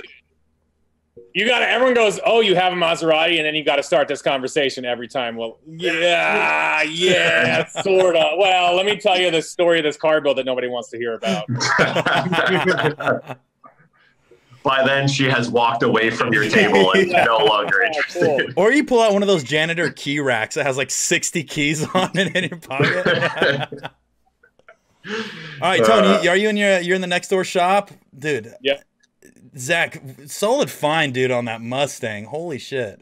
I mean, you guys were talking about $5,000 cars, and I just noticed that 5-liter Mustangs here in California have taken a dip, probably due to the whole COVID-19 thing, which thank God that's sweeping the nation, because I feel like we're going to get some, some really hot deals coming through, but, more on that later. But yeah, man, like for a while, like for some reason, 5-liter like Fox body Mustangs like went from being like $500 to $1,000 to all of a sudden they're worth $8,000-9,000, which is not the case. Yeah, I think they're pretty hot commodities now, but I feel like a lot of them are hard to sell because none of them pass smog. They're all and they're all garbage. Finding a nice one is like impossible. Dude, I love the fact everybody that bought one beat the shit out of it. Yeah. Dude, I love the fact that we have our own automotive stock market wizard, Zach, as he's paying attention as things are rising and fall. No. Your automotive stock market wizard is Vincent Anatra. Ooh, just politely raise your hand. Hey, guys. Vin here. How's it going, guys? I'm just waiting to scoff up like a Ferrari 360 for like $25,000. They're coming down, man. I looked at them not too long ago. That's what I'm saying. Dude, Vinny, the other day I said my neighbor, he parked the 360 inside the garage and brought the 599 out to street. I just was mind blown. Like, what's going on here? I'm mind blown that's such an LA thing. You're living in an apartment and you got two Ferraris. Priorities. Yo, I saw a really funny comment earlier that I was going to shout out. Yeah. I can't remember who said it, but somebody said Vinception in the background there. Oh yeah, dude, that's angry Vin looking over his shoulder, mentoring him on what the. Well, it's actually a picture of Champ, but I don't know. I feel like it's a good one because it's just weird. Well, when you left, it just looked like you were trying to figure out your phone. Selfie mode actually turned on. Because I look really inquisitive. Like I'm like, yeah, Tony, tell me more about stuff. You know. Where are you right now? Oh wait, never mind. I'm sorry, that's your background. I was like, where the? All right, Tony, what do you got? Welcome to the show, by the way, Tony. Hopefully you're enjoying yourself. We're having a blast. I'm having a good time. I don't know if I can show you just tuned in. I'm about to run out of internet space, but let me try real quick. All right. So yeah, for people who just tuned in, we got Tony Angelo of Hot Rod Garage. He can't even talk. Are you gonna call him Hot Garbage? Come on. Hot Guy Garage. Hold on, try that again, Tony. Do that one more time. We just lost you for a second. I almost froze up. So the story that I told you guys before, if you're just tuning in, we were talking about how juiced and pumped both at the same time Tony gets. There was a time where he pulled out on the track and was pounding his roof, and he's trying to show us the fist marks from 5 years ago after qualifying for a round, which he's right at the dead zone. You gotta hold it stable. You gotta kind of hold it still for a little bit. All right, we are like at the edge of the Wi-Fi is the problem. Oh man, you're becoming more pixelated with every step. Oh, there it is! Look at that, dude! There's a couple of those peppered throughout the roof. That is one solid punch to the roof right there, and there's other ones circling it. I watched that happen. I almost pooped myself in my race suit. Knowing so was he mad or was he happy? Tony, I was stoked. I'm happy. Blow my fist through the roof. Those are knuckles of joy. Yeah. Punch a sunroof into the car. I've told that story a few times when I said, yo, I don't mess with Tony Angelo, and people didn't believe me, but now hopefully the facts and the truth is out there. So don't get punched in the neck by Tony. I'm not really trying to punch anybody, but, you know. See, I love how you're just a responsible man now. That's right. Back in the day, I was glad I was on the good team. I was gonna, because if I was on the other side, I would have been. What do you do these days? What's your me? Yeah. I find people on the YouTubes and try talking to them because that's about all I'm good at. Not even good at that. You're like, you're always unveiling something. I'm like, we got to see some driving or what?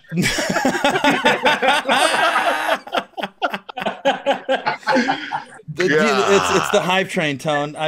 Corey, those knuckle marks just smash you in the dude. But this is like real life Tony Angelo. I would still get this. I remember when I was first finishing the Rocket Bunny Boss 14, I would get message between him and Forsberg saying, "Yo, just post the car done already. We're sick of looking at your Instagram." Literally every week when I'd post like a new rendering, those guys would blow me up. So I wouldn't expect anything less. But dude, it's especially right now with how crazy things are. It's like self-confinement, hang out, chill with the dudes, try to work on new projects. I'm building another 240. I built an E30 that I've been playing with, but right now it's just like, once again, start getting some cars in, playing with them, tinker with them, then go enjoy them. I'm still in the drifting stuff, and you know, obviously you've been out to some other events and you know, grid lights and things like that. There's a lot of events, burn yards. You got to come out to a burn yard. There's a lot of these. I've missed it a couple times, but I'll be out one of these days. Yeah, dude. You know, seeing you at SEMA, there's a lot of these other opportunities that are coming up where it's like, yo, people are now specifically building cars for the burn yard. People are building Thrasher cars, and it's like, yo, I want to build a Thrasher car now. So now I'm looking for Thrasher cars for me, and something similar in your direction. It's like, yo, in drifting, there's the 5 heavy hitters, and then there's the rest of us that are eating cup of noodle and sleeping in our trailers. But it's like, why not hit all these other events coming up and enjoy it and not be stuck in the drifting world? And you know, that's kind of where I've been the past few years, is enjoying cars again, but enjoying competition when I want to enjoy competition or enjoy driving. You know what I mean? God, I found a picture that exemplifies what you do. What's that, Zach? So I found a picture that's like perfect for what you. Oh wow. A deep burn. I feel like that's what I look like right now. Dude, one of the best South Park episodes ever. Yeah, and that's the guy that has no life. That is what I've been evolving into. Sorry, No, I had to do it. but no, I appreciate that, Zach. Just forever now in Zach's mind, I'm the fat guy that sits on the computer. Tony, do you have an event in the future that you're looking forward to like actually get out and drive and hang out? Wait, what? Do you have an event in the future that you're going to get out and drive at or hang out? Or Honestly, like we had a bunch of stuff lined up, but it's all on hold right now. Right. We've been building this AMC. Like it's, I don't know if you guys know what a 71 Javelin AMX like For Trans Am car is. Yeah, they look like shoes. They're dope. No, it's super dope. Somebody want to pull that up? I don't know how to do this. But like the Mark Donahue Trans Am, championship winning car, we're building like a tribute car like that, and we were supposed to take it to Laguna Seca during this like crazy vintage Trans Am race, and they're gonna let us out on track, and like I don't know what's gonna happen with that now, but we had a bunch of stuff like that lined up. Yeah, I've realized like I love drifting, and it's the funnest, and it's like super close to my heart, but I like doing everything. I love going on drag week. That was super fun. I like hill climb stuff out here. It's pretty. We were talking about doing one of those. I did some dirt stuff. Dirt track is rad. It's just like I don't feel like I'm any less of a car guy. I feel like I'm more of a car guy because I get to do all this good stuff now. Right. You know what I think the best bang for the buck is doing like 24-hour lemons or champ car or any of those. Man, it's the most fun I've ever had, like wheel to wheel. So yeah, we did a lemons once, like 07, I think. And we just got a 240 and did like cams in it and drove it. It was the funnest time one of the funnest times I've ever had. And we had like our car never broke. We did 45-minute shifts or something, and I was like, I'll fall asleep 3 times by then, and it went by like that. It was like, oh, I'm done. Yeah, come in. We're just wheeling so hard. It's so rad.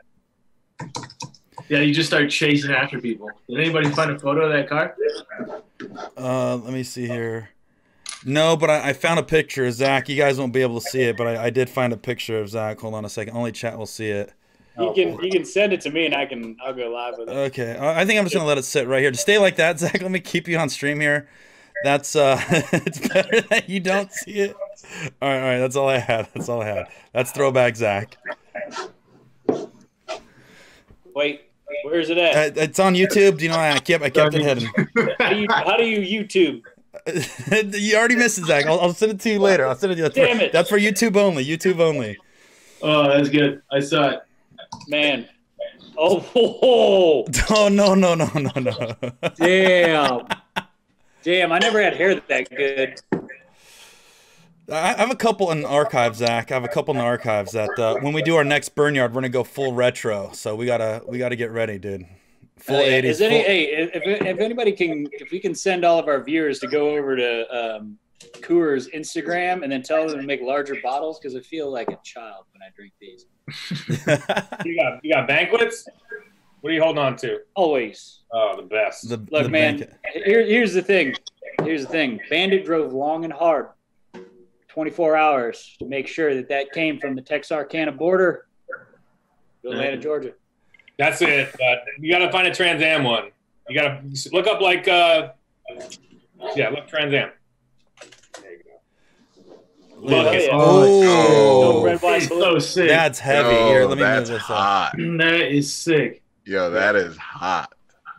So what's the deal? You building one of these or what? Yeah, we built a motor already. We built like a 460 horsepower AMC motor, all old school, with like a solid flat tappet cam and stuff that can rev pretty high. And then I bought a 72 Javelin. That's a real wreck, but we're gonna make it pretty nice and do some modern. Dude, this thing is fire. So let me ask you this: when you're running a flat tappet cam, right? Like, what kind of lifespan are you getting out of something like that, especially if you're running it like really high? Pretty decent. Hold on a minute. Who is outside? There's a helicopter. What do you? Oh yeah, a plane just flew over my house. Sorry, Vince helicopter. He just bought his landing. Yeah, sorry, I got a jam, guys. Going to Mexico. The values came down, and then he bought one right now. Yeah, flat tappet stuff you can get probably 25,000, 30,000 miles pretty happily on the hydraulic stuff, like what most of these cars came with. But solid, it's not much different. You just got to make sure you got to stay on top of adjusting it. It's a real pain in the ass, but it should be a while. It's definitely a viable option. It's just cheap, you know, instead of having to do a roller setup, which is like another $1,000. Flat tap, it's all about just running the right oil. You got to have the zinc additive and stuff to make sure you don't wipe out your cam lobes. Yeah, you got to make sure your motor doesn't starve for oil, which a lot of these old motors do. That AMC motor, I had to run like a second line inside the valley pan to like fill one of the lifter rails actually then feeds the main bearings out of this genius design. So I had to like, by the time it gets there, it's like fizzled down to nothing. So you got to bolster that up. And I did a bunch of porting and different stuff, but it's all, now it should be pretty solid. But yeah, that a lot of people's problem is all oil control. Yeah. A lot of old Harley stuff. You always got to do that. Like, just like straight tap it right off of the, basically like right after the pump and just try to send it up towards the rockers. Yeah. You just hose it down where it needs it. Do you know, after all this car talk, all I want to do is enter a demolition derby with Tony Angelo. I think we should all buy $500 bangers and just go destroy the local carnival competition.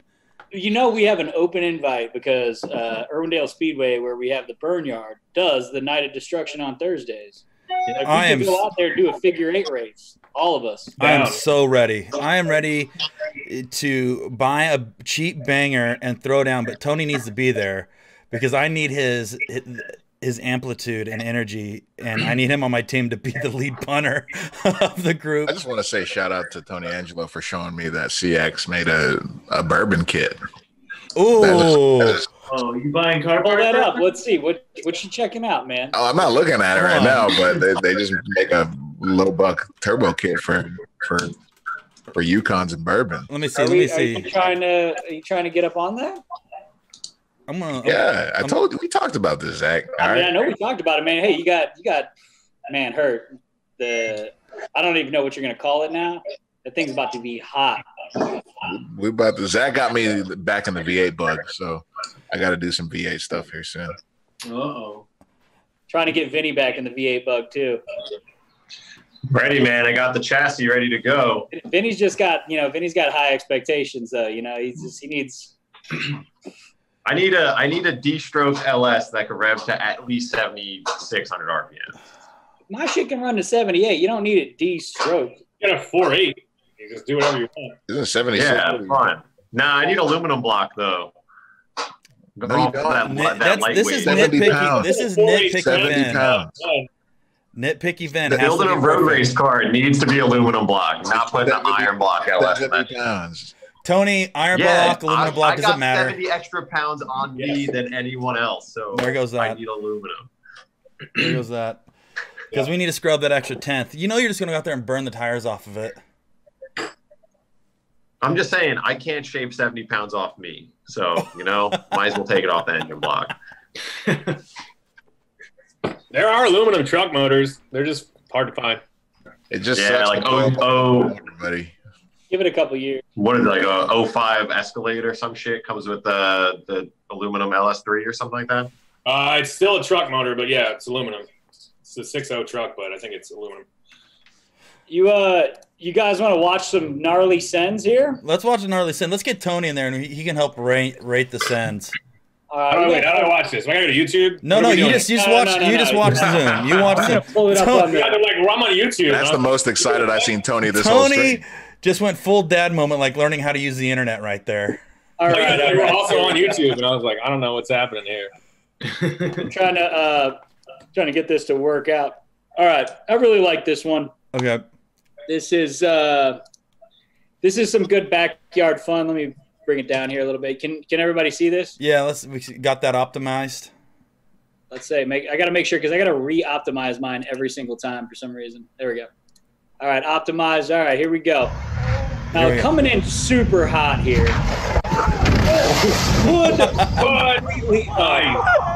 Let's run it back. Let's run it back here. Okay, entry speed, right? I give this a 10 out of 10 on entry because it's full commit. Yep. And then right as they hit the jump, the hood comes up. Yeah, that's not easy to do. I think the tree ripped the hood up. Yeah, the tree ripped the hood off. Nice. I'll give him that's a 10 out of 10 for stupidity, but that's like a 3 out of 10 on sin. Here, Zach. I'm gonna send you a video. And this is this is my truck talk since we're talking about trucks. Actually, here, I'll just send it to you real quick. So this is similar to the tough truck competition. Once again, this is deep part of the internet. Busted knuckle, what we were talking about earlier. I'm kind of lurked around these guys for a little bit. After you guys hurt and Zach told me to keep an eye on them, I found this video on their channel. These dudes know how to get down. Hurt, if you want to, I sent it to you on our messenger. Oh, you sent it to me? Yeah. Right. Sorry, dude. I'll pop it up real quick. So, Tony, I need you to break this down for me because I know you actually. Let's do a throwback. Tony, you had one of the fastest Dodge trucks I've ever rode in my entire life. Oh, did you ride that thing? Dude, like the 5 or 6 speed tow truck, the neck breaker. Dude, that thing. Yeah. Dude, we were equally as excited. Oh, 100%. Go a little bit forward, right about there. So anyways, they bend the truck straight with a forklift of some sort, and the dude still hasn't left it. The thing is, like, for me, when I know I'm down and out, I play that video and say, if this broken truck dude can get through it, yeah, I can get through anything. Man, I just want to say, like, you go early in that video, there's not a whole lot of people with sleeves. You know, No. I went to an event like that once. I was driving when I'd have to drive south to go to my college from my hometown. And, you know, my college was like south of the Mason-Dixon line, you know what I mean? So like you entered this, like, it was like a new dimension. And there used to be this mud run off this highway called Double D Double O. And I'd always see them like, you know, like poster boards, like hand-drawn poster board signs that were like basically stapled or somehow mounted to like highway signs and stuff, like mud rally, whatever, like today. And one day I was driving down my Bronco and I was like, fuck, I'm going to go check it out. And I rolled up there and I realized real quick that, like, A, I was the only person that had sleeves, and B, like, it was probably the coolest thing I've ever been to in my life. Like, it was absolutely run what you brung. It was $5 to get in. There were people driving like 9 people in a truck, so like 3 across the bed or 3 across the cab, and then like just 6 in the bed doing jumps and stuff, and just, you know, full out. By the way, shout out to Joe Exotic, Tony. Yeah. That series. Hold on. Tony Angelo, if you guys don't know, has some of the most incredible facial hair I've ever seen. He was Joe Exotic during Joe Exotic. Dude. Has everyone watched this already? Yeah. It is a mind blower.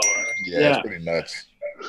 My favorite part is when they like was it episode 4, and then the dude he just starts pulling up in the white H2, and then so that hops out, and you just know, like, this guy's bad news. They're all trouble. Well, you watch this show and you're like, all right, I know I can like take stock of who these people are, and then you learn everyone is a total dirtbag. Every single person is a devious, dirty animal. And you're like, oh my God. Number one, I didn't realize there was such a connection. Scantily clad women who clearly like to party and no idea. Who knew? Right? And number two, everyone that messes around with giant cats is an absolute scoundrel. Just replace the cats with drugs, and it's a drug lord story. Yeah. It's a whole new level of cat lady, dude. If you have crazy giant cats. This is my family with a tiger. That inspired me. And this inspired me this week, and I was like, Mom, you got to find that photo of the family with that tiger. That was the sketchiest thing, and it was like in the middle of the street. I was like, this guy has a massive tiger for no reason. You want to take a picture with it? Yeah, okay. Like, that was like holding a loaded gun to my face. You're like ready to be lunch meat for the day. Dude, yeah. You can see how sketched out I am. I'm like, nah, not really. My favorite part is you look sketched out. Your dad's stoked. Everybody's stoked except for you. Dad's pumped. I'm nervous. You look worried as hell.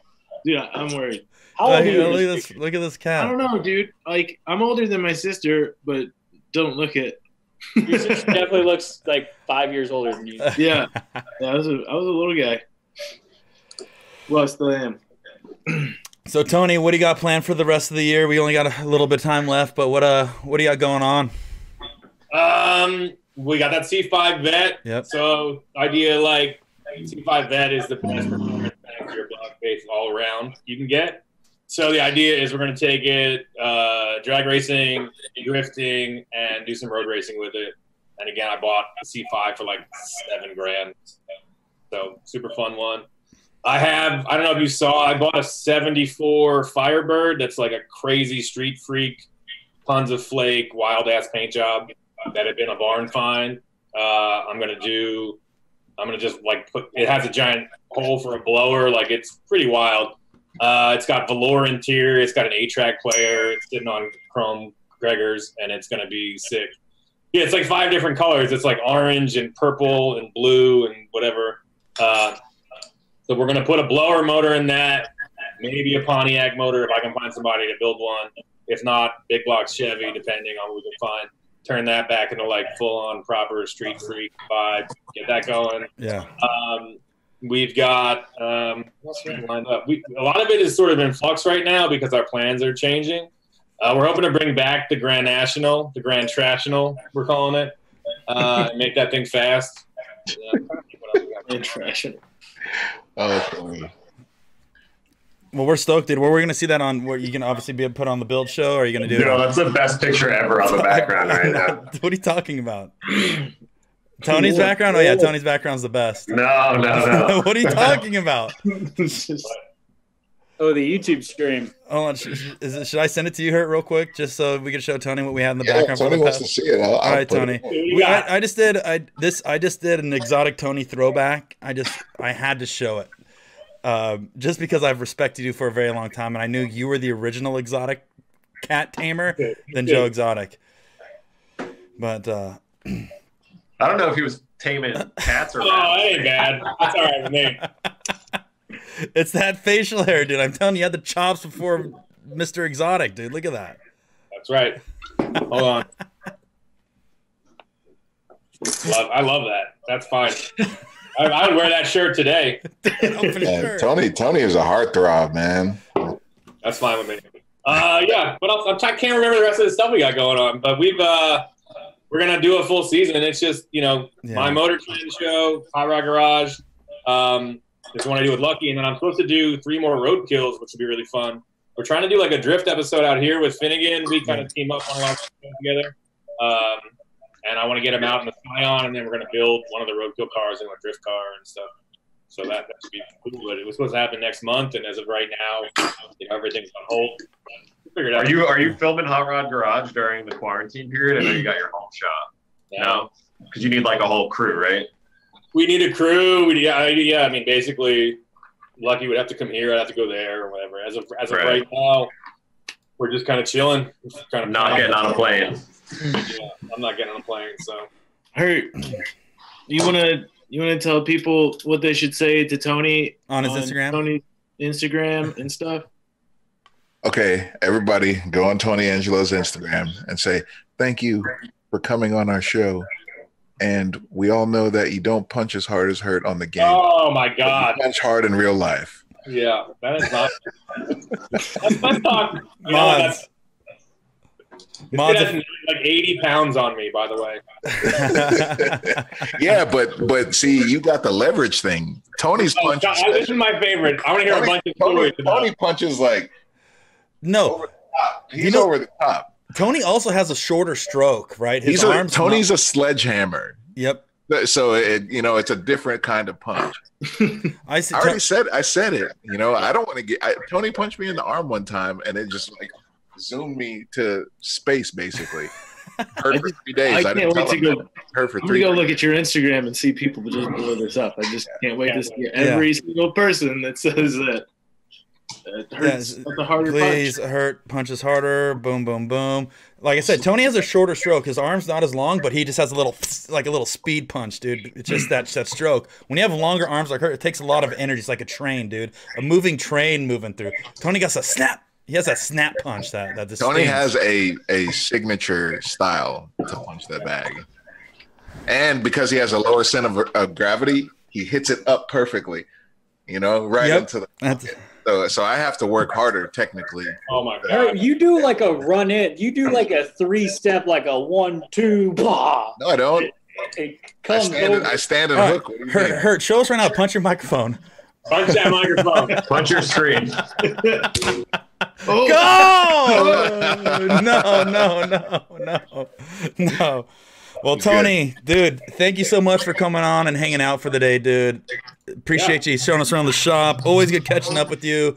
Legendary old school FD driver, FD judge, now a YouTube star, Instagram killer, Exotic Joe originator, push-up champion.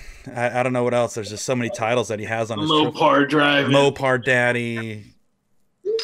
All right. Well, thanks for having me. Yeah, buddy. Thanks, seeing you, Tony. Yeah, good talking to you, bud. Stay safe. Yeah. Later, buddy. Later. Got mods. If we could spam Tony's Instagram and chat, go over there, show him some love. Make sure you tell him. While we're at it, go to Falcon Tire's Instagram Yeah, and say today's message for Falcon Tire is, "Hey guys, oh my gosh, what an amazing week of streams! Thank you so much. Please keep doing it forever. I love you." It's a long one. You should make it shorter so people actually do it. That's a good one. They've been doing it, you You'll nerd. be Way to be a surprised, negative man. Nancy. You'll be surprised. That's a good one. Who let Vin on here anyway? Don't you got that? I don't know. Can we I'll block see myself out. Yeah, guys. So once again, make sure you guys check out Falcon. Obviously, you see Chair Slayer up here shredding. Obviously, a lot of our projects run the Falcon tires on them. Street, track, road race, whatever you want. Burnout daddies, shred, make the best smoke. I can't say anything nice enough. Everything is just awesome about those guys. So check out Falcon Tires. Head over to their Instagram. Say exactly what Hurt just said. Remember, you guys write that down and spam those guys because, once again, without them, we would not be here. Falcon Tires, guys, absolute legends. And then Ven just left. Later, nerd. And later. Hopefully, you guys enjoyed the show. Make sure you head over to our Instagram. Say some nice things about it. Tell Scotto hi. Tell Ron hi. Happy Friday, y'all. Happy Friday, guys. Yeah.